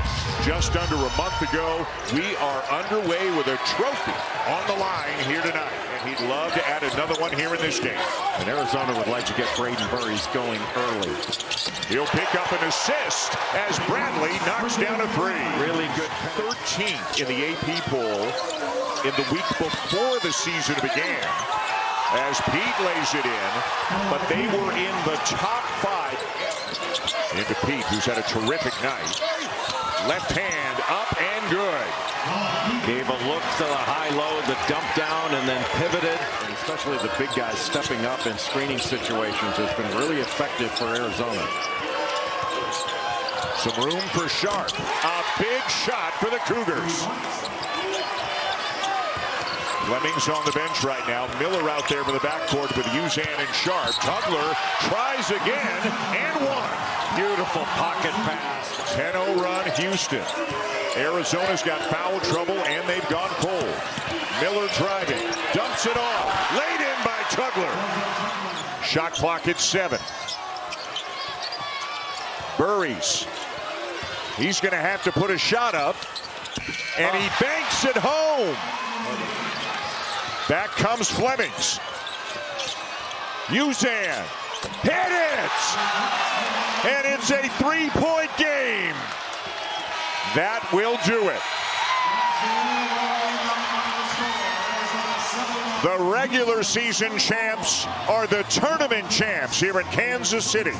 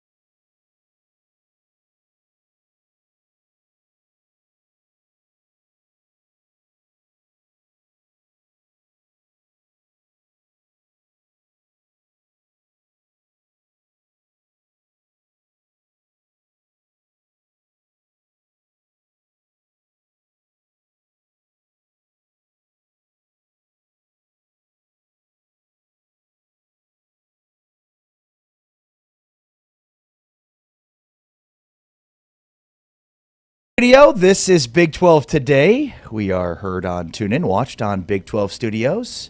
And as our spring caravan continues, because there is no football offseason, there's no off and off season, there's just research. Let's welcome in Lance Leipold, the head football coach from the University of Kansas. Coach, how are you? Good to see you. Good morning, guys. Great to be with you. We're doing well. When do you guys start spring football? Well, as we kind of continue to go through the winter conditioning, we have one more week of that. Spring break follows, and then the 26th is when we'll put the pads on. All right, so, there's a lot of interesting aspects of your team when you look at players you retain, the portal, but maybe most interesting is the quarterback position. This has been a position that's been fairly solidified for you, really, since your time there, despite, some injuries to Jalen. But you go into a season, into spring, thinking Jalen was going to be your starter. So how different is that for you, and what are you looking for out of the quarterbacks this spring? Well, it has been different. Jalen was so impactful to this program, to this university, and helping us change how we were viewed. Our success on the field, a lot of different things, as you're well aware.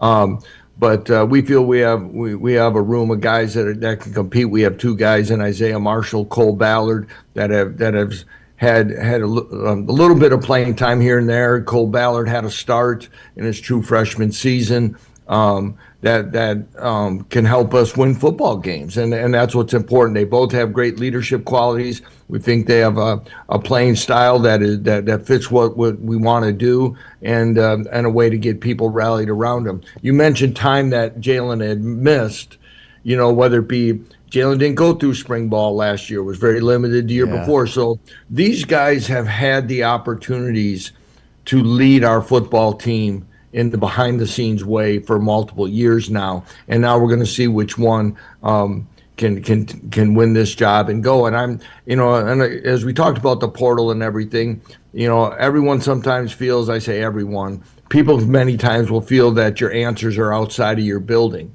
Okay, and that getting someone else that may not have worked out at another school can rectify and answer your things. And in today's world of what we have, the cost that it takes to acquire those type of people, we are 100% on board that these are the guys that we can win with, and we can surround them with players that can help.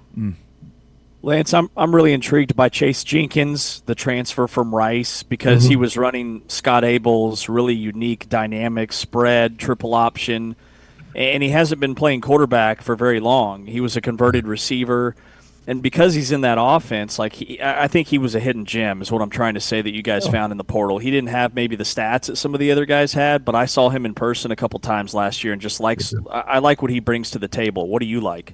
Well, I appreciate you saying that, especially I'd seen him live. Again, David McComb, our third quarterback guy, again, in trying to get everybody reps, and in today's world of how things work, retaining all three is very difficult. And wish David the best, and he's going to be very successful at Miami of Ohio. But we needed to add another experienced quarterback to the room. We felt as we evaluated, all across the country, everything that kind of fits the slots is what we're talking about. To have someone with his type of speed and athleticism, throwing accuracy and some other things are still need to be developed, but confident Jim Zabrowski, Andy Koldnicki will put together something that, again, the dynamics of the athleticism of that position that can create extra first downs and keep drives alive with their feet is something that we strive for, and we feel that he'll be a guy that, again, has the chance to be in the thick of it. James Franklin, being let go from Penn State had major implications for the Big 12, certainly negatively from Iowa State, getting Matt Campbell to go to Penn State and a bunch of his players. But one of the positives for the Big 12 was Andy Kotelnicki returning to Kansas and to your staff. Andy has been so electric as an offensive coordinator. You've had a couple of years without him. What's it like to have Andy back now? It's been great to have Andy back in the building. Andy and I have stayed in touch through the time. Obviously disappointed when he left, but happy for him and his career path and what it was. But as things progressed through the fall, we started to talk. We talked more after the season as he explored many different options, and he had a ton. that including some head coaching opportunities, that return to Kansas would fit. Again, his creativity, not just offensively, but in ways that when he stepped back in this building, it took like under 24 hours for me to appreciate what Andy brought to our program before. He helped create our offensive identity. And again, as we strive to get back to that creativeness. And again, some people get like you're too gimmicky in what you're doing. Well, we just want to continue to be very multiple in what we're doing, make it difficult for defenses to get lined up against us, and create opportunities for us to be successful. But having him back has definitely been a big plus for us. Lance, on the defensive side of the ball, love the approach in the portal. You added a lot of weight up front with the kid from Tulane who was an all-conference defensive tackle. You brought in a boatload of experienced linebackers. Just what was your approach to get better on D? Yeah, we had to get better on defense, guys. And you mentioned, first of all, James, that we had to get going. We had to get bigger up front. We played a little bit more with 3 down than we had in the past, and depth was an issue. Blake Harrell's, really emerging as a returning leader for us, but we had to go get some bigger bodies, and Trayvon is one that we really feel is going to be a great addition. We went for those bigger bodies. You mentioned the linebacker position. Now that one we got a little unique as we thought we were going to just maybe add 1, maybe 2, and what happens in today's portal world is young men within your program, when you're still trying to develop competition and embracing competition, they view portal additions as automatic starters. And that's something that we continue, and I'm sure that's a issue across the country, is just because you bring in guys in doesn't mean everybody's going to start. And then all of a sudden guys will go, I'm not going to start, I'm out. And so we ended up with a few more openings there than we had hoped for, which then allowed us to go get more experienced guys that have played and have, whether it be SEC type experience and some special teams and rotational type work that's really going to help us at that position and the depth that we need there, as well as very similar at the safety position for us too. But all these things have allowed us to, right now, early indications from our strength. And this class is also full of offensive linemen. Casey Carpenter, just to name one. I guess how do you evaluate offensive linemen, in the portal? What are you looking for, and what's made you successful in finding the right guys? Well, again, yeah, you mentioned a couple of guys that have helped us. Enrique Cruz just left the combine playing really well. Bryce Foster, Kobe Baines have played college all-star games. So, we have been able to hit on some guys that way. Again, Case Carpenter, as you said, came from Oklahoma State. When we had one other player leave to enter the portal, who ended up at Oklahoma State, ends up you got to find an interior guy. So we're looking at needs. We wanted to add length. We think we did so with Nick Morrow at the tackle coming from Cal. Connor Stroh is a guy that started 5 games at Texas last year, and he's really been somebody that has caught my eye here. He's very competitive. He's intense. He gives us a little bit of an edge up front. And again, we continue to look for size and athleticism that can do some of the things that we want to do within the versatility of our offense. Lance, when you look at last season and carrying that over into this year, what are 1 or 2 things? I know we're so early in the process that you're thinking, okay, hey, we have to clean this up, or if we do this, we get back to a 9-10 win type season. Yeah. Again, we've lost too many close games, guys, in the last 2 years. That's obvious. You guys know that. We've got to find a way to win close football games, and it's a lot of different things that we're looking at. Okay, why aren't we winning them in the fourth quarter? And that goes from depth to actual execution, to practice models, to play calling, to coaching decisions. Everything has to be, you're not doing your job if you're not going to look at every little thing. And one of the things that when you ask me when we get started is I usually like to get things going before spring break. And this way now we've been able to get 8 weeks in the weight room, so we can a lot of new bodies getting a chance to know them, finding out where they're at. We're going to condense spring ball just a little bit coming out of break, and we're also going to look at different ways that we practice that hopefully that we can sustain and do some things that allow us to be a better football team. And we talked about some of these positions. Is it a lack of depth late in the game that we're tired and not making plays? Is it, and that maybe not depth, but we got to have coaching confidence in young men to rotate so we are fresher later in the game? Is it play decision and play execution? Is it making decisions on down and distance, all those things? The other one that we have to do better, especially defensively, and talking with DK McDonald, that we struggled with last year a lot was, and it becomes challenging when you add a lot of new players, is communication. We have to be able to communicate defensively to one another, have confidence in what we're doing, that we're able to articulate that we're all on the same page of what we want to get executed. And sometimes that was a major breakdown for us last year. Lance Leipold joining us here in our spring caravan as we're talking Kansas spring football. I think there's been a lot of different approaches to going overseas to play a game. This one's a little bit different because you're in season as opposed to playing a week 0 game in London. But I guess how big of an opportunity is this to kind of represent Kansas and the United States over there against Arizona State? And then what's the approach? Do you have to take a different approach? Well, first of all, it's a great opportunity, I feel, and a lot of things that we look at. This is still a game. It's still college student athletes. It's life experiences and things. But I also do believe, and I'm sure we have talked about this before, guys, is everything that is essentially happening, almost everything in college football is trending towards a professional model. I think we would agree with that, and where it's going and where things are happening.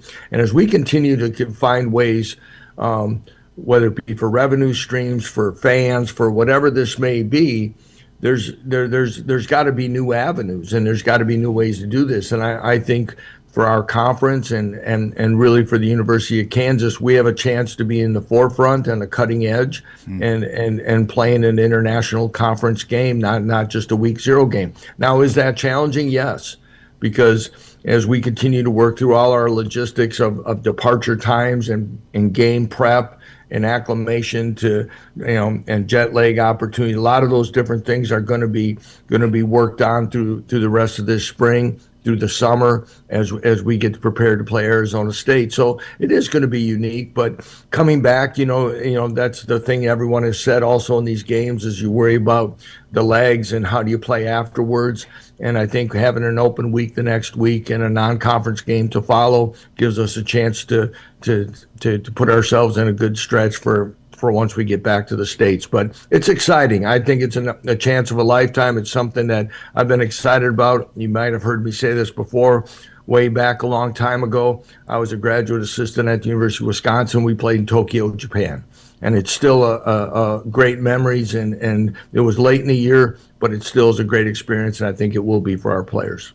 Oh yeah, I mean this is going to be a core memory for everybody on this team, which is so cool. The last position I've got to ask you about is running back, because your running back room reminds me on paper of what you had in 23, because you've got the big kid Willis from Syracuse, the kid from Colorado State, but then Dylan Edwards. Like Dylan Edwards, when he went down early last year, I felt like changed the entire trajectory of K-State's season because he's that dynamic. How is he fitting in? I guess I would start there. And what do you guys want to do with Dylan? Yeah, well, first of all, you mentioned the other two, and they're two bigger backs that were productive at their last schools that we feel that give us a chance to be successful, to be probably both are more power runners. Corey Amakri's a young running back from Michigan who early enrolled, who we think has got a very bright future. Justin Thurman was a true freshman last year. Injured his Achilles late in the year, will miss spring, but should be ready for the fall. We're excited about that room, even though there's maybe not a clear-cut guy. You mentioned Dylan. It's been as we know, he's one of the more electric players in the backfield that can be in the Big 12 conference. And though last year is a very disappointing and frustrating year for him, he's excited to be a Jayhawk. He's worked extremely hard. we've been, I don't want to use the word cautious, but we've been very intentional about his way coming back into this off the foot injury, and again, I think from the time he came on campus unofficially to officially to becoming a Jayhawk, I think Andy Kolnicki has been awfully excited about how he's going to be able to use a guy with Dylan Edwards' athletic ability to be an explosive player again in this conference. Kansas football coach Lance Leipold. I'm excited for next season, even more excited for the season after that when the stadium is finally finished. And I'm sure you are as well. It was great to be in there in the stadium this year. It looks amazing, and can't wait till it's totally finished. Lance, thanks so much for your time. Appreciate it very much. Have a great spring. We'll talk to you again soon. Thank you. All right, thanks, Ari. You got the socks on today? I got the socks on for you, buddy. Thank you. All right. Have a great day, guys. Thanks, you too, bud. Thank you. Lance Leipold joining us here on Big 12 Radio in our spring caravan as our tour stops there in Lawrence briefly. We'll be doing our full breakdown in our spring caravan tour in Provo with BYU coming up in the final hour of the show. All right, on the way next, it's a Power Ranking Wednesday. We're Power Ranking the top 5 teams of the Big 12. No surprises who those 5 are, but where are they ordered? Well, James and I have the same. That's next. With James Westling, I'm Ari Tepkin. This is Big 12 Today on Big 12 Radio. We are presented by Modelo, heard on TuneIn, watched on Big 12 Studios.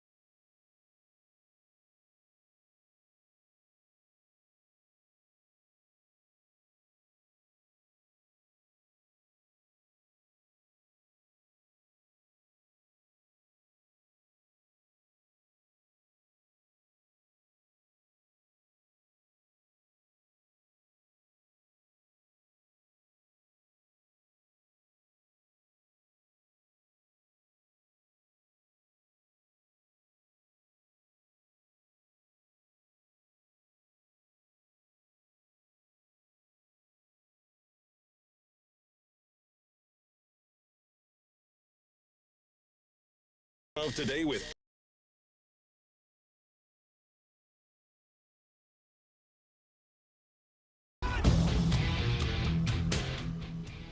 Big 12 today here on Big 12 Radio, watching us on Big 12 Studios, listening to us exclusively on TuneIn. Big 12 Radio, your home for all things, all Big 12, all the time. With Ari Timken, I'm James Westling. As we wrap up our Kansas spring football preview, we transition back to basketball. Day 2 of the NCAA tournament, and we highlight the Arizona Wildcats. It is our path to the Final Four, looking at some of the top teams in the Big 12. Arizona plays today at 10:35 a.m. local time in San Diego. It is 12:35 our time here in the Midwest against Long Island University, who's 24-10, won the NEC tournament, the program's 7th NEC title. They beat Mercyhurst. They're 0-7 all-time in NCAA tournament games, but they are coached by 17-year NBA vet Rod Strickland. So a fun fact there. He went 3-26 in his first year, but he's continuously got the program a little bit better. In the next round, Arizona would play either Villanova or Utah State. They're facing off today in that 8-9 matchup. But just your overall thoughts when you look at Arizona and their path to the Sweet 16 and maybe the Final Four. Yeah, this is the iced tea battle here with Long Island and Arizona. Which is the superior iced tea? Epic You tweet. decide. Epic Thank tweet. you. Epic tweet. Yeah. I laughed way too hard when I saw that initially, by the way. It was amazing. Well, and obviously we all know Long Island's a better iced tea because it has alcohol. However, Arizona iced tea has not changed in price ever. So take that, every other iced tea that's increased their prices. I think I lean Arizona then. That's yeah. That's a deal breaker for me. Yeah, no, you're right. I mean, obviously I don't think that Arizona's going to get much resistance here in the first round against Long Island University. But as we kind of zero in on their path to the Final Four, as we've done each of the last 2 days on this show, we looked at Houston and Iowa State and now Arizona and figure out who's got the best path. Second round would be Nova or Utah State. I actually think it's going to be Utah State. They feel very underseeded here for what they've done. I mean, they won the Mountain West outright. They have a net ranking of 26. And Utah State is 4-4 against Quad 1 teams and 9-1 against Quad 2 teams. So I mean that's a that is a pretty good, especially for a a mid-major to be 4-4 in Quad 1, 9-1 in Quad 2. Now they've got MJ Collins, who's the Mountain West tournament MVP, big-time scoring guard. Also the Mountain West Player of the Year is Mason Falslev. So this is a very good backcourt matchup with Utah State would present. Now Villanova on the other side, Kevin Willard has Villanova back in the tournament for the first time in a while. Now Nova has like a weird deal here where like they had a really good year this year, but then they lost to Georgetown, last place Big East team in the quarterfinals, and shot 24% on 29 3-pointers. So like they're interesting, but again, I think Utah State wins that game, so I think they get Utah State in the second round. Yeah, Villanova has missed. This is their first tournament in the last 4 years. Like we're post Jay Wright, it's been a transition period for them. Kevin Willard is their coach. He's in year 1. Remember, he was the coach at Iona way back in the day, and then Seton Hall from 2010 to 22, and then he went to Maryland from 22 to 25. He's taken 7 teams to the NCAA tournament, and it was a complete reset for Villanova. They're all new players. They've exceeded expectations. 24-8 is their record coming in, but the Big East was really down this year. Utah State, meanwhile, 28-6, Mountain West regular season and tournament champs, which is really hard to do at a non-power conference school. They've been to 4 straight NCAA tournaments, and they're big mad about their seeding. They feel extremely disrespected.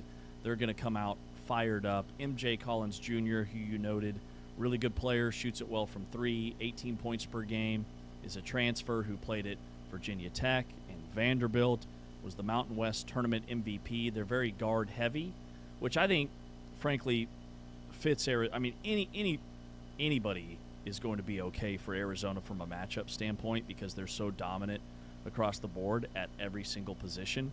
Let's hear what Tommy Lloyd said about Arizona preparing for the NCAA tournament. Obviously, we respect all competition. And, LIU, what I tell people, in this day and age with the play-in games, the teams that are the true 16 seeds are probably a little different than they were 8 or 10 or 20 years ago. You know what I mean? So you're going to have a legitimate team you're playing, and that's legitimately talented. And in this age of transfer portal, a lot of those players going to these schools are going to have bounced around a few places and finally found a home towards the end of their career. So they're going to be older and they're going to be hungry. And then that team's going to have played well because they're going to have probably won or, been at the top of the standings for the regular season, and they're going to have to win their conference tournament. So they're going to be feeling good about themselves. So, it's a real challenge. No matter, what anybody says, the 116 game I've played in quite a few of them, they're real. They're legit. And I don't know any coach that takes them for granted. And we're preparing for LIU like we would preparing for Houston. That's our mindset.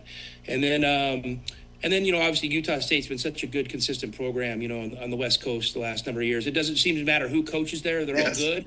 And they win, and they're formidable. And obviously Villanova, I got so much respect for, that program, and Jay Wright, Jay Wright's one of the icons, in this business. And any younger coach like me should look at a guy like Jay Wright, and that's what you should aspire to be. So we have a massive amount of respect for all those guys. And, we're looking forward just to competing with them. It's going to be an honor to be on the same floor, with LIU, and then, hopefully we can find a way to get through that one and play another one on Sunday against either Villanova or Utah State. Arizona, to me, got the best 8-9 matchup in their region. When you look at the other 8-9s, like TCU looked really good most of the game against Ohio State. That could be tough for Duke. All Tommy Lloyd has to do is turn on the tape of Siena leading Duke for the majority of the contest, and he'll have his team's attention. When you look at potential Sweet 16 foes, that's where it gets a little dicey. Like Arkansas looked dominant in their opening round win over Hawaii. They had 11 dunks. Coach Calipari called it a highlight factory. They outscored Hawaii 64-40 in the paint, which is where Arizona lives. That would be a really, really intriguing matchup if it is indeed what we get. Yeah, so it could be what, Arkansas or High Point? Is that what we're looking at right now? Correct. Yeah, I'd say that things have started to work out already from Arizona for not even having played a game yet, with the possibility of playing High Point. Now it's most likely, again, going to be Arkansas, and, they present their own problems. Darius Acuff, he's one of the best freshmen in the country, but it's funny because it's like, well, Arizona's seen this before, In 17 SEC conference games, Acuff averaged 25 points, 6.6 assists, and 2.5 three-pointers made on 49% from the floor, 43% from three, and 83% from free throw. So, he's big-time player and big-time scorer. But again, this isn't anything new for Arizona in terms of what they've been dealing with in the Big 12 all year, with elite freshman guards that can score. Trayvon Brazil was the reason they won the SEC tournament. Yeah, it's a good team, but I think, in terms of experience factor, Wisconsin was the more difficult opponent. So I think they caught a break there with Wisconsin being eliminated by High Point. Arkansas has a problem at times defending. They're fourth nationally in scoring. They shoot 50% from the floor. They average around 90 points per game. They're top 5 in adjusted offensive efficiency. They're number 1 in the country in turnover rate. They simply don't give the ball away. But they struggle defensively. You mentioned Darius Acuff. He is a walking highlight, a walking bucket at the point for Arkansas, the 5-star freshman. So his counter will be Jaden Bradley from Arizona. Here's what Jaden Bradley said about what making a deep run and winning a natty would mean for him and the fans. Man, I always hear about the Final Four team, and how when people talk about that, how much joy that brings to the city, but I feel like a championship, it just mean the world to the people. We always talk about, just giving back and the people behind the scenes, rewarding them. And I feel like with a championship to Tucson, it'd be electric. The star power that would be on the floor, the amount of NBA talent that would be on the floor if we do get Arizona and Arkansas with Acuff, and Malik Thomas is going to be a first-round pick. The other freshman guard who had 21 points and 8 rebounds against Hawaii. It would be awesome to see. I'm here for it. Yeah, no, well said. Completely agree with you. And then, you know, they could get either Gonzaga or Purdue most likely in the Elite Eight. Is that fair to say? Yeah, so the bottom part of the bracket is Texas and Gonzaga, and then you have Miami, Missouri, Purdue is the 2 seed. They play Queens later on this evening. I think the toughest game, when we look at their potential path, would be Arkansas. I mean, Arkansas terrifies me because Coach Cal, say what you want about what he did at Kentucky, like he wins in the tournament. And Arkansas made a deep run last year as a 10 seed, and here they are as a 4 seed. They're 6-0 in the month of March. Like, they're peaking at the right time. They have not lost a game since they got embarrassed by Florida. They lost like 111 to 77 was the final. It was just some ridiculous number. Florida scored 111 points. Since then, they've been much better defensively, and their athleticism and their length, that is the team I'm most worried. Like, I'm more worried about Arkansas if I'm Arizona than I am Purdue, than I am Gonzaga, than I am Texas. I think if you get to the Elite Eight, Arizona's in a really good spot to be in the Final Four. Yeah, well said. Okay, let me ask you this about the potentially Elite Eight matchups. Who do you think they'd want to play? I think you'd want to play Gonzaga because Gonzaga's without Huff. I mean, yeah, since their big guy went down, and I think that's why they were a 3 seed, even though they had the body of work where maybe on paper they could have been higher. I actually think Gonzaga could have been a 4 or a 5 seed. Like, they've lost 2 of their 3 games since his injury. He was 18 points, like 7 or 8 rebounds, was a really good shooter, was a stretch 4. Without him, Gonzaga hasn't been the same. So Gonzaga is the team I'd want to play, but I'm not sure Gonzaga gets to the Sweet 16. I think Texas can beat them. Yeah, no, the way Texas is playing, I think you're absolutely right. Even without Huff, and yeah, I mean, Braden Huff is huge. He's 6'10", he's 18 point per game scorer. He's been out since January with a knee injury. Yeah, I mean, Gonzaga was 14th in adjusted offensive efficiency with Braden Huff, and they've dropped to 68th without him. So it shows you how significant he's been. Without him, they have Graham Ike, who leads the team with 20 points and 8.2 rebounds. He's been really good. The West Coast Conference Player of the Year, makes 69% of his shots. And then the other guy is Tyon Grant Foster, who's been playing forever. He started his career at Kansas Old after friend alert. transferring to Grand Canyon University. But like, if I look at a guy like Ike, I think, obviously Arizona has the depth to be able to overcome that. For me, Purdue would be the tough one. Now, Purdue is a much better offense than they are defensively, but they're big time offense, and this is that's the thing that's scary. Even though they're more of a one-sided team, like, they are really good at that one side, whether it's Braden Smith or Trey Kaufman-Renn. Smith is experienced; he's a great facilitator. So I think that's where, like, if they end up playing Purdue, that's where you get like an elite defense going up against the elite offense with a great point guard who's been around the block a time or two. So you think Purdue is a favorable matchup for Arizona, or one that you'd be concerned about? No, I think that's the least favorable of the potential Elite Eight matchups for Arizona. I would say Purdue would be the least favorable, and obviously they're the 2 seed, so that makes sense, right? I think you'd rather see Gonzaga than anybody, and then Texas, I think, would present its own problems. But yeah, I mean, I'd probably power rank out of the top 3 that's most likely. It would be, hardest being Purdue, Gonzaga, or rather Texas second and Gonzaga third. So Purdue, per Bart Torvik, they've been a top 6 team. Oh, I'm sorry. Okay, I'm looking at that week 6 top 6 team, and that was that like way too early preseason poll where only one of those 12 teams historically produces national champions, or maybe it's the other way. But Purdue's got the number 1 offense in the country. That's the number 1 thing that stands out about Purdue. But they were a 7 seed in the Big Ten tournament. Like, they started 17-1 and then really stumbled. But offensively, they're legit. All right, we need to take a break. Coming up next, we talk Big 12 gymnastics with Alex Perlman, the ESPN play-by-play broadcaster, on the call. He's Ari Timken. I'm James Westling, and this is Big 12 Radio.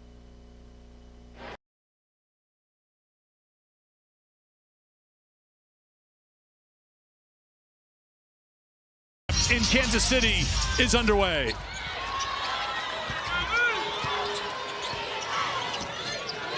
West Virginia basketball. Two teams looking for the first points in this game. Provided by Jordan Harrison. Cook trying to get around Miles. Good feed to McCray. Rolls it in for two. Miles. Defended by Woodley. Miles down the lane. Count it, and one.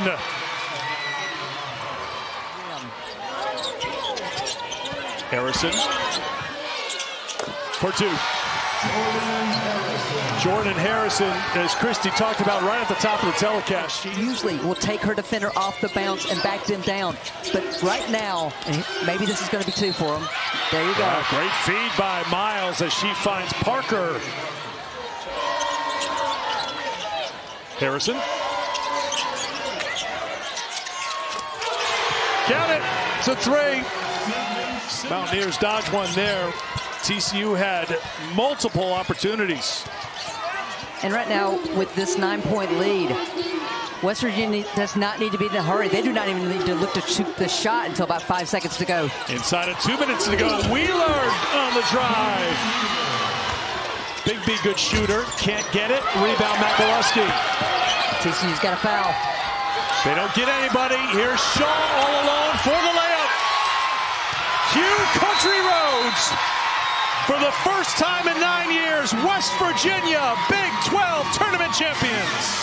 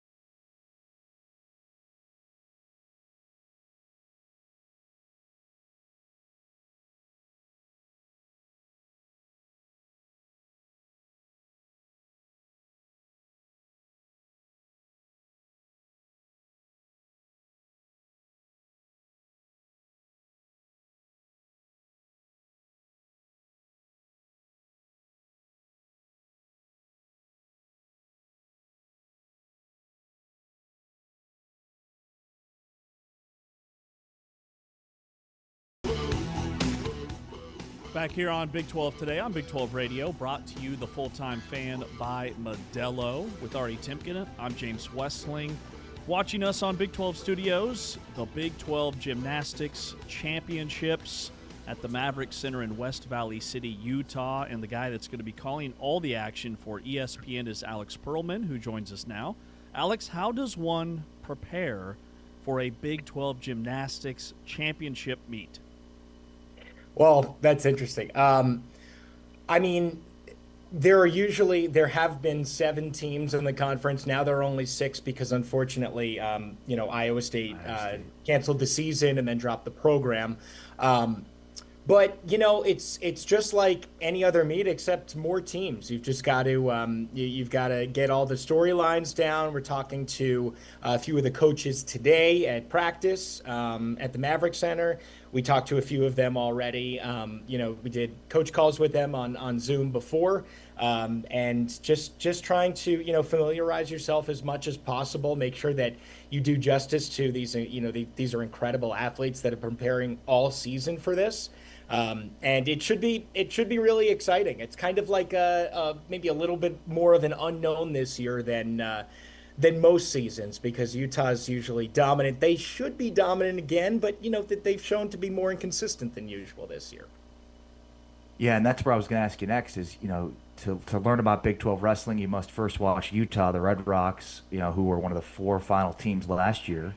So just kind of expand a little bit on what you were just talking about there in terms of the inconsistencies. Yeah, I mean, they're the only team in the Big 12 to hit 198, which, if you get to 198 it's out of 200, you get 50 potential points for each rotation. There are 4 rotations. You get to 198, that's a championship caliber level. And Utah's the only team in the Big 12 that has gotten there. They have gotten to 197 the last 6 meets. And just to put that in perspective, BYU and Denver have each gotten to 197 once. Utah's done it 7 times. So it definitely bodes well, I think, for Utah. But I will say that, they're number 12 in the country right now. That's unheard of for Utah gymnastics. Like, for them not to be in the top 5 is very different. And we believe, I mean, as far back as we can go, we've got our crack research team on it here at ESPN, that they've never been ranked 12th in the regular season. But the potential is there. I mean, they've got 3 amazing all-arounders, McKenna Smith, Avery Neff, who's a 7-time Big 12 Gymnast of the Week. I think she's a shoo-in for Big 12 Gymnast of the Year. She's the former #1 recruit in the country.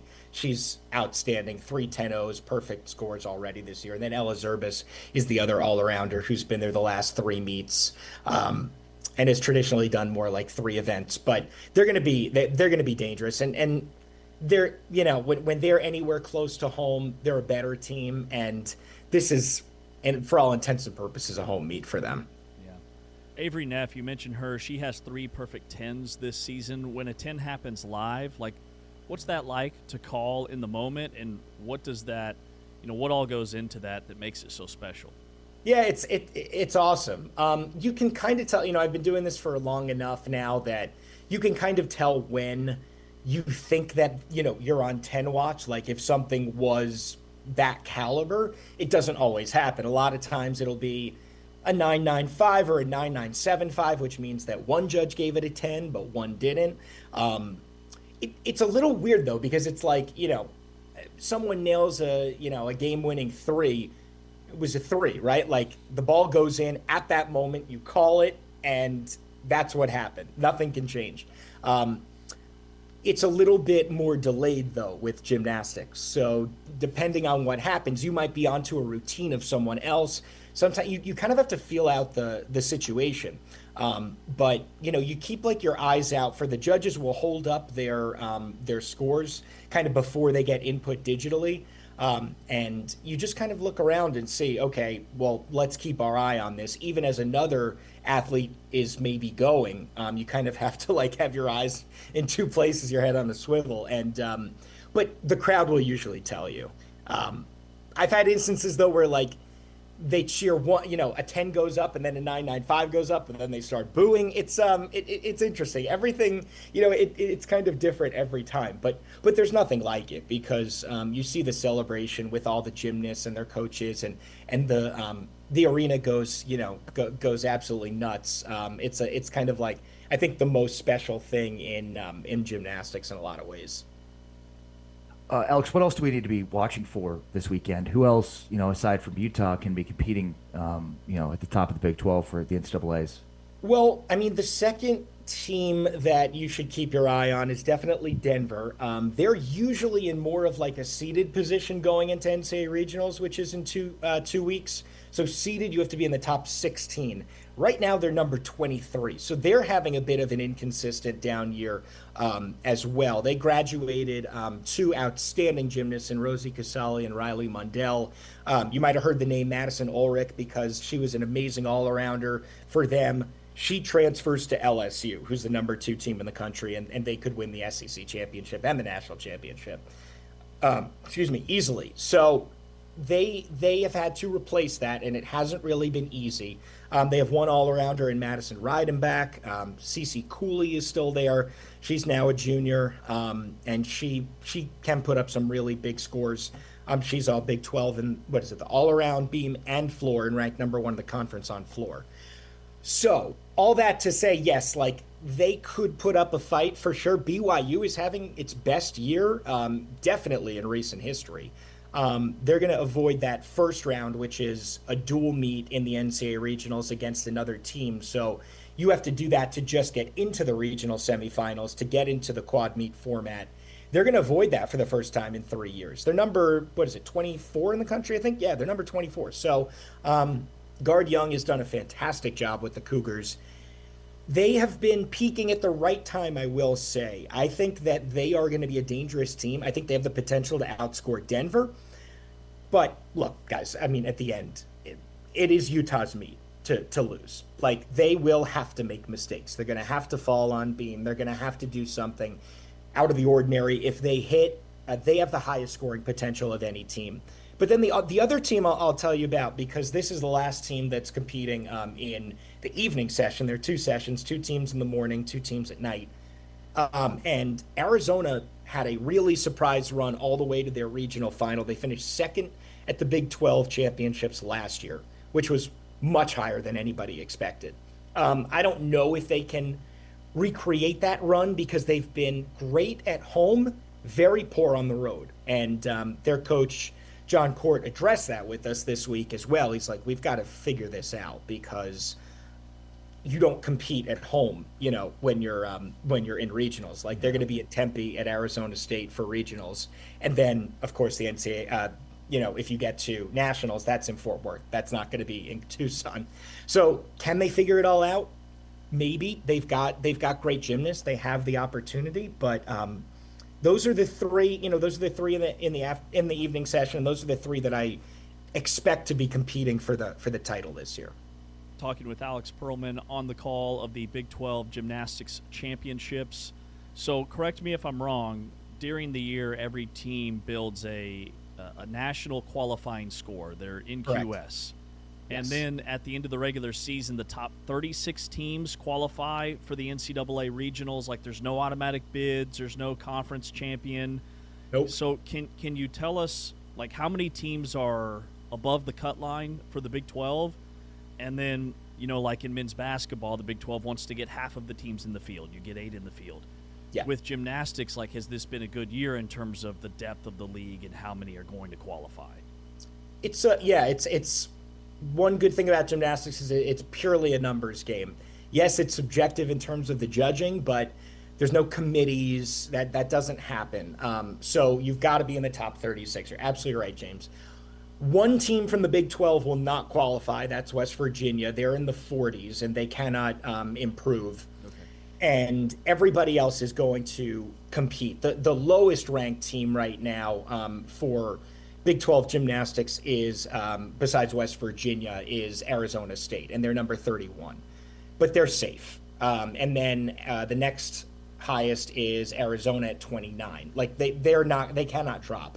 So there will be 5 of the 6 teams now that are competing in the Big 12 will be in the NCAA regionals.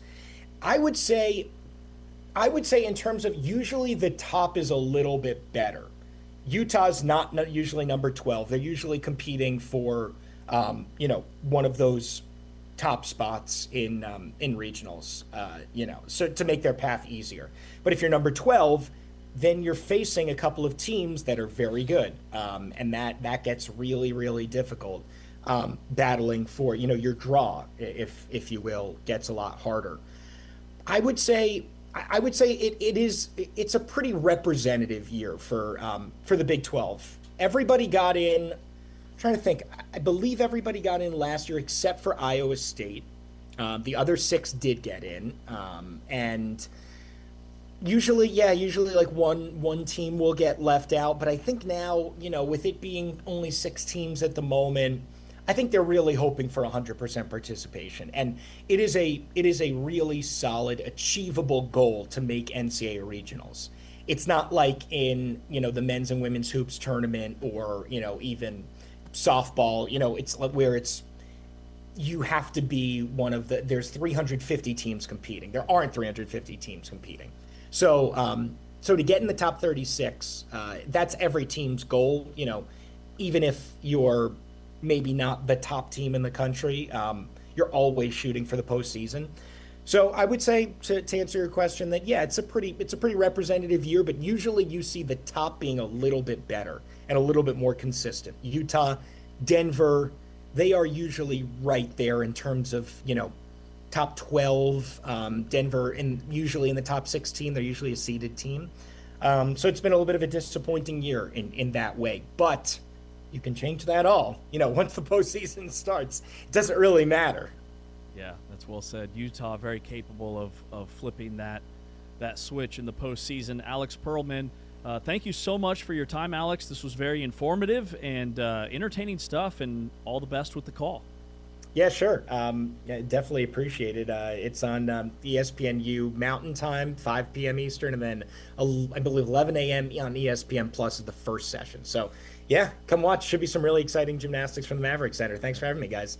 Good stuff. Alex Pearlman, play-by-play for ESPN. Saturday's action begins at 1 Central on ESPN Plus. The second session airs live on ESPNU at 6 Central Time. Alex Pearlman and Kennedy Baker will be on the call for the Big 12 Gymnastics Championships in West Valley City, Utah. We'll wrap up the show with some more bracket talk coming up next. This is Big 12 Today on Big 12 Radio and Big 12 Studios, brought to you by Modelo.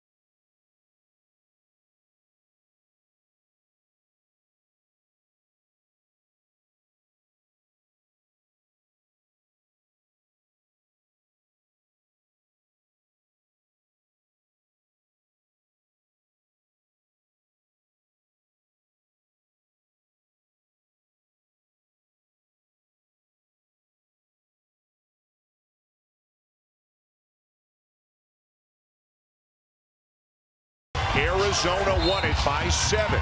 Just under a month ago, we are underway with a trophy on the line here tonight. And he'd love to add another one here in this game.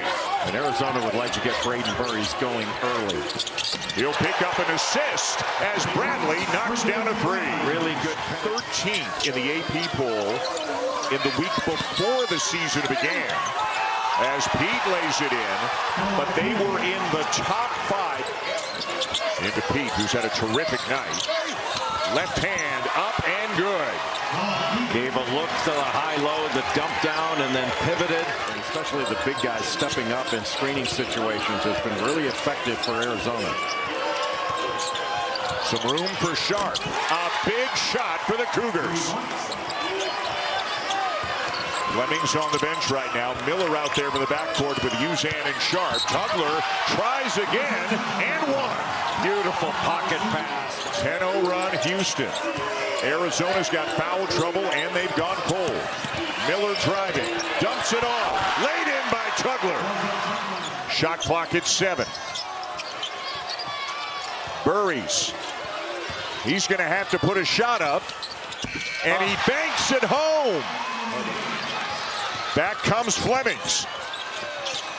Uzan. Hit it! And it's a 3-point game. That will do it. The regular season champs are the tournament champs here in Kansas City.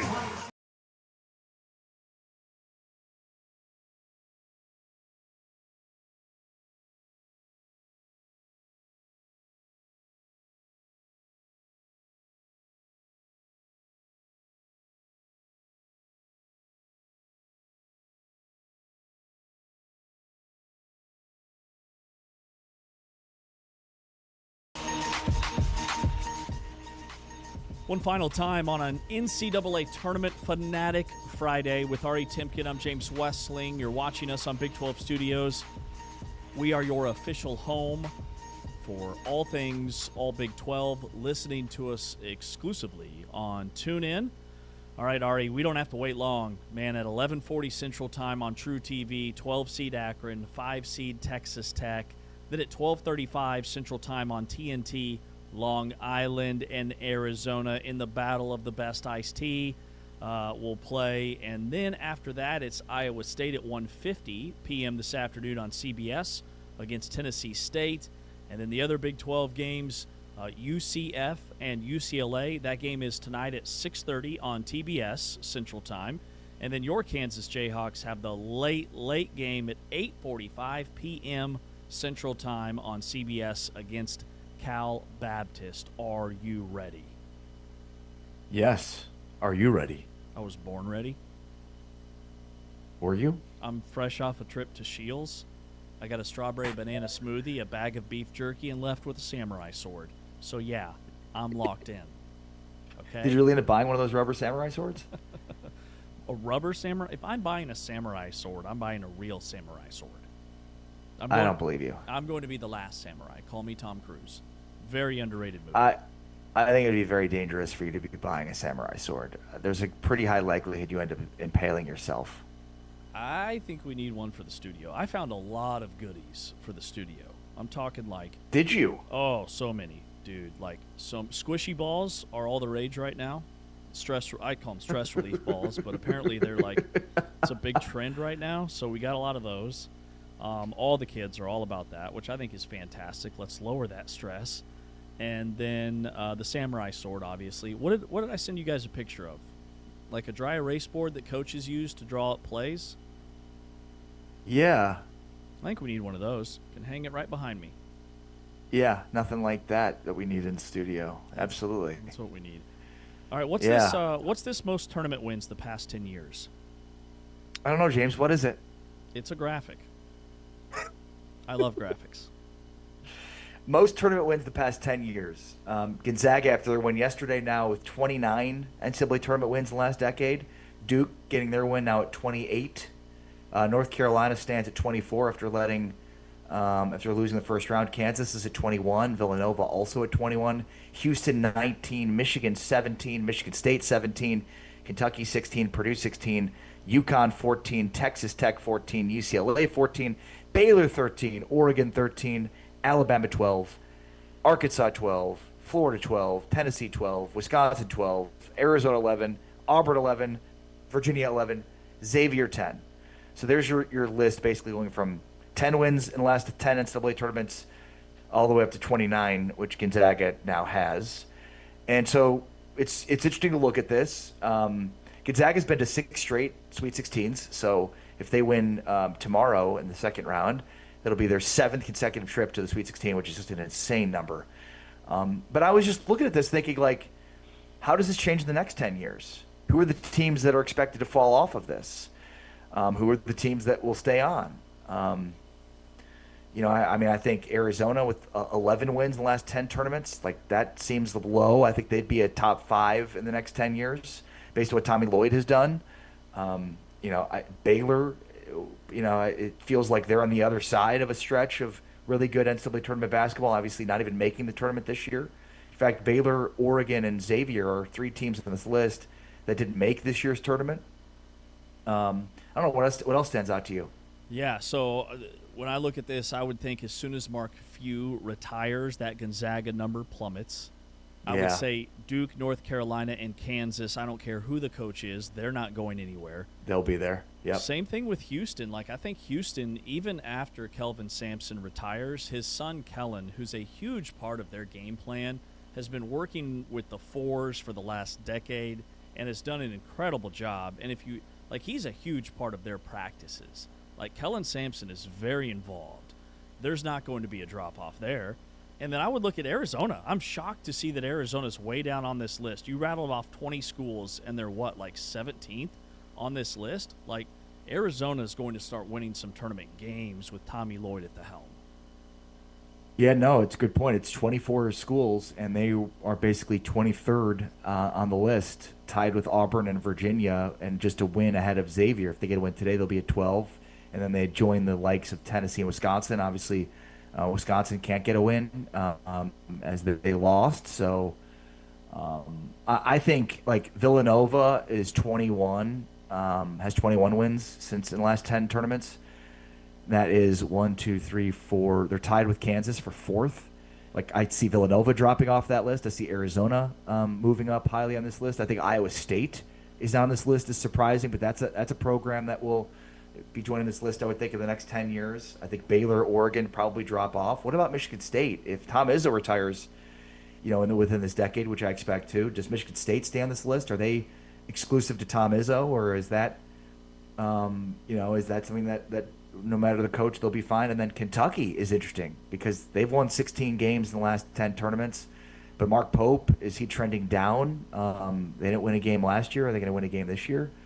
So I think it's really interesting to look at, right? I mean, when you look at this list, a lot of it reflects the last decade. A lot of it reflects what we expect moving forward. A lot of it, though, reflects the last decade and teams that have maybe been surprising that could jump off, and then other teams that I think will end up being on that list. Yeah, totally agree. Like, that's what's fascinating about this. Most wins over the last 10 NCAA tournaments is it's a blend of the blue blood programs, they're all here, and then who have been the up-and-comers. I look at Texas Tech. They've got 14. I think Texas Tech will be piling up NCAA tournament wins under Grant McKenzie. They're not going anywhere. Yeah, I would think Arizona would pile up NCAA tournament wins.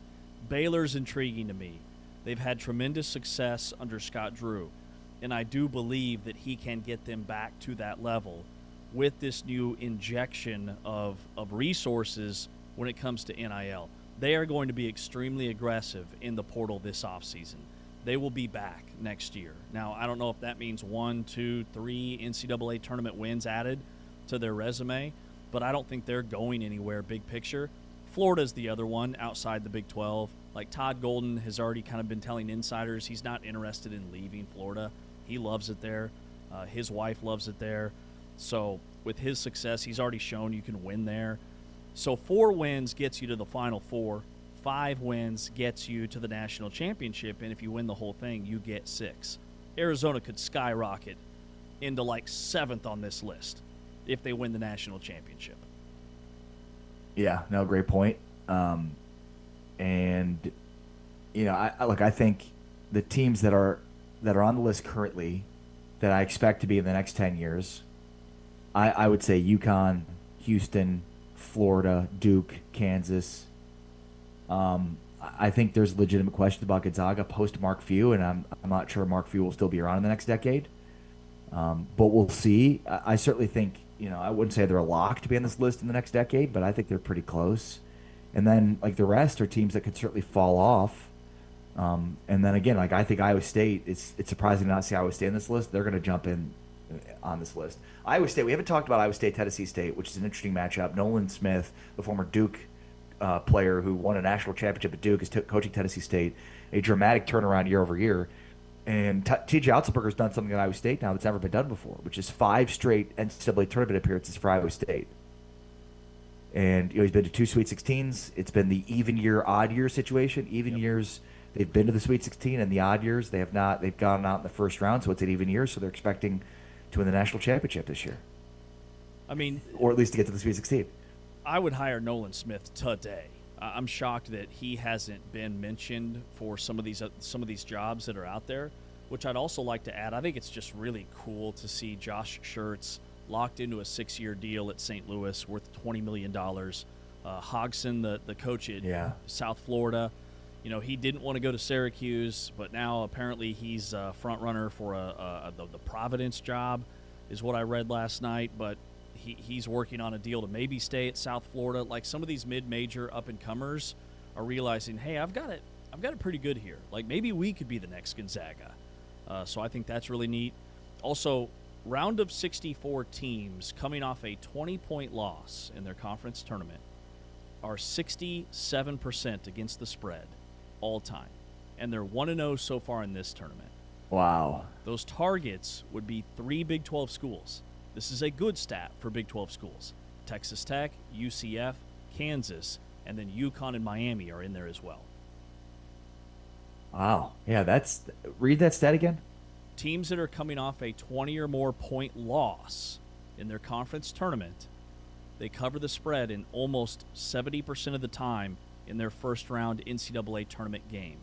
And I highlight, UCF, they could still lose the game, but the spread's like 5.5. And then Texas Tech. Like, Texas Tech, by winning this game this morning against Akron, could bust a lot of brackets because the public is all over that as their Big 12-5 upset with Akron winning that game, and I think the Red Raiders are going to be okay. Yeah, no, I agree with that. And again, fade the public as Texas Tech, the money right now, 67% of the bets and 78% of the money are coming in on Akron plus 7.5. So, plus 8.5 now. 78% of the money. So fade the public in that one. Agreed there. What's the line on the Hofstra game? T-Chains, do you know? I'm going to check. It's 12.5. Okay, 12.5. So that's Well, it opened at 12.5. I think I'm not sure what it's at currently.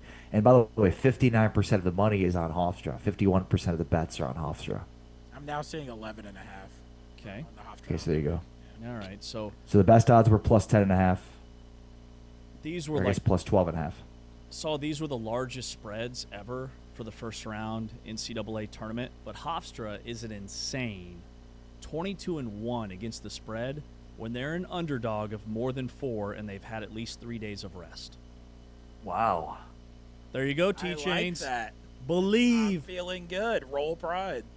You got any big upsets today, Ari?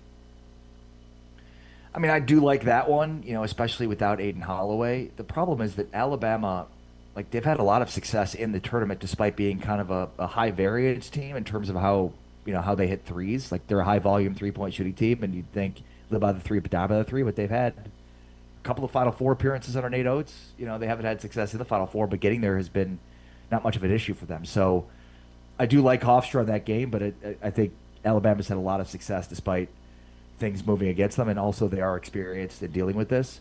I also would not be surprised at all if Miami of Ohio beat Tennessee. In fact, 84% of the bets are on Miami of Ohio plus 10.5, and 90% of the money.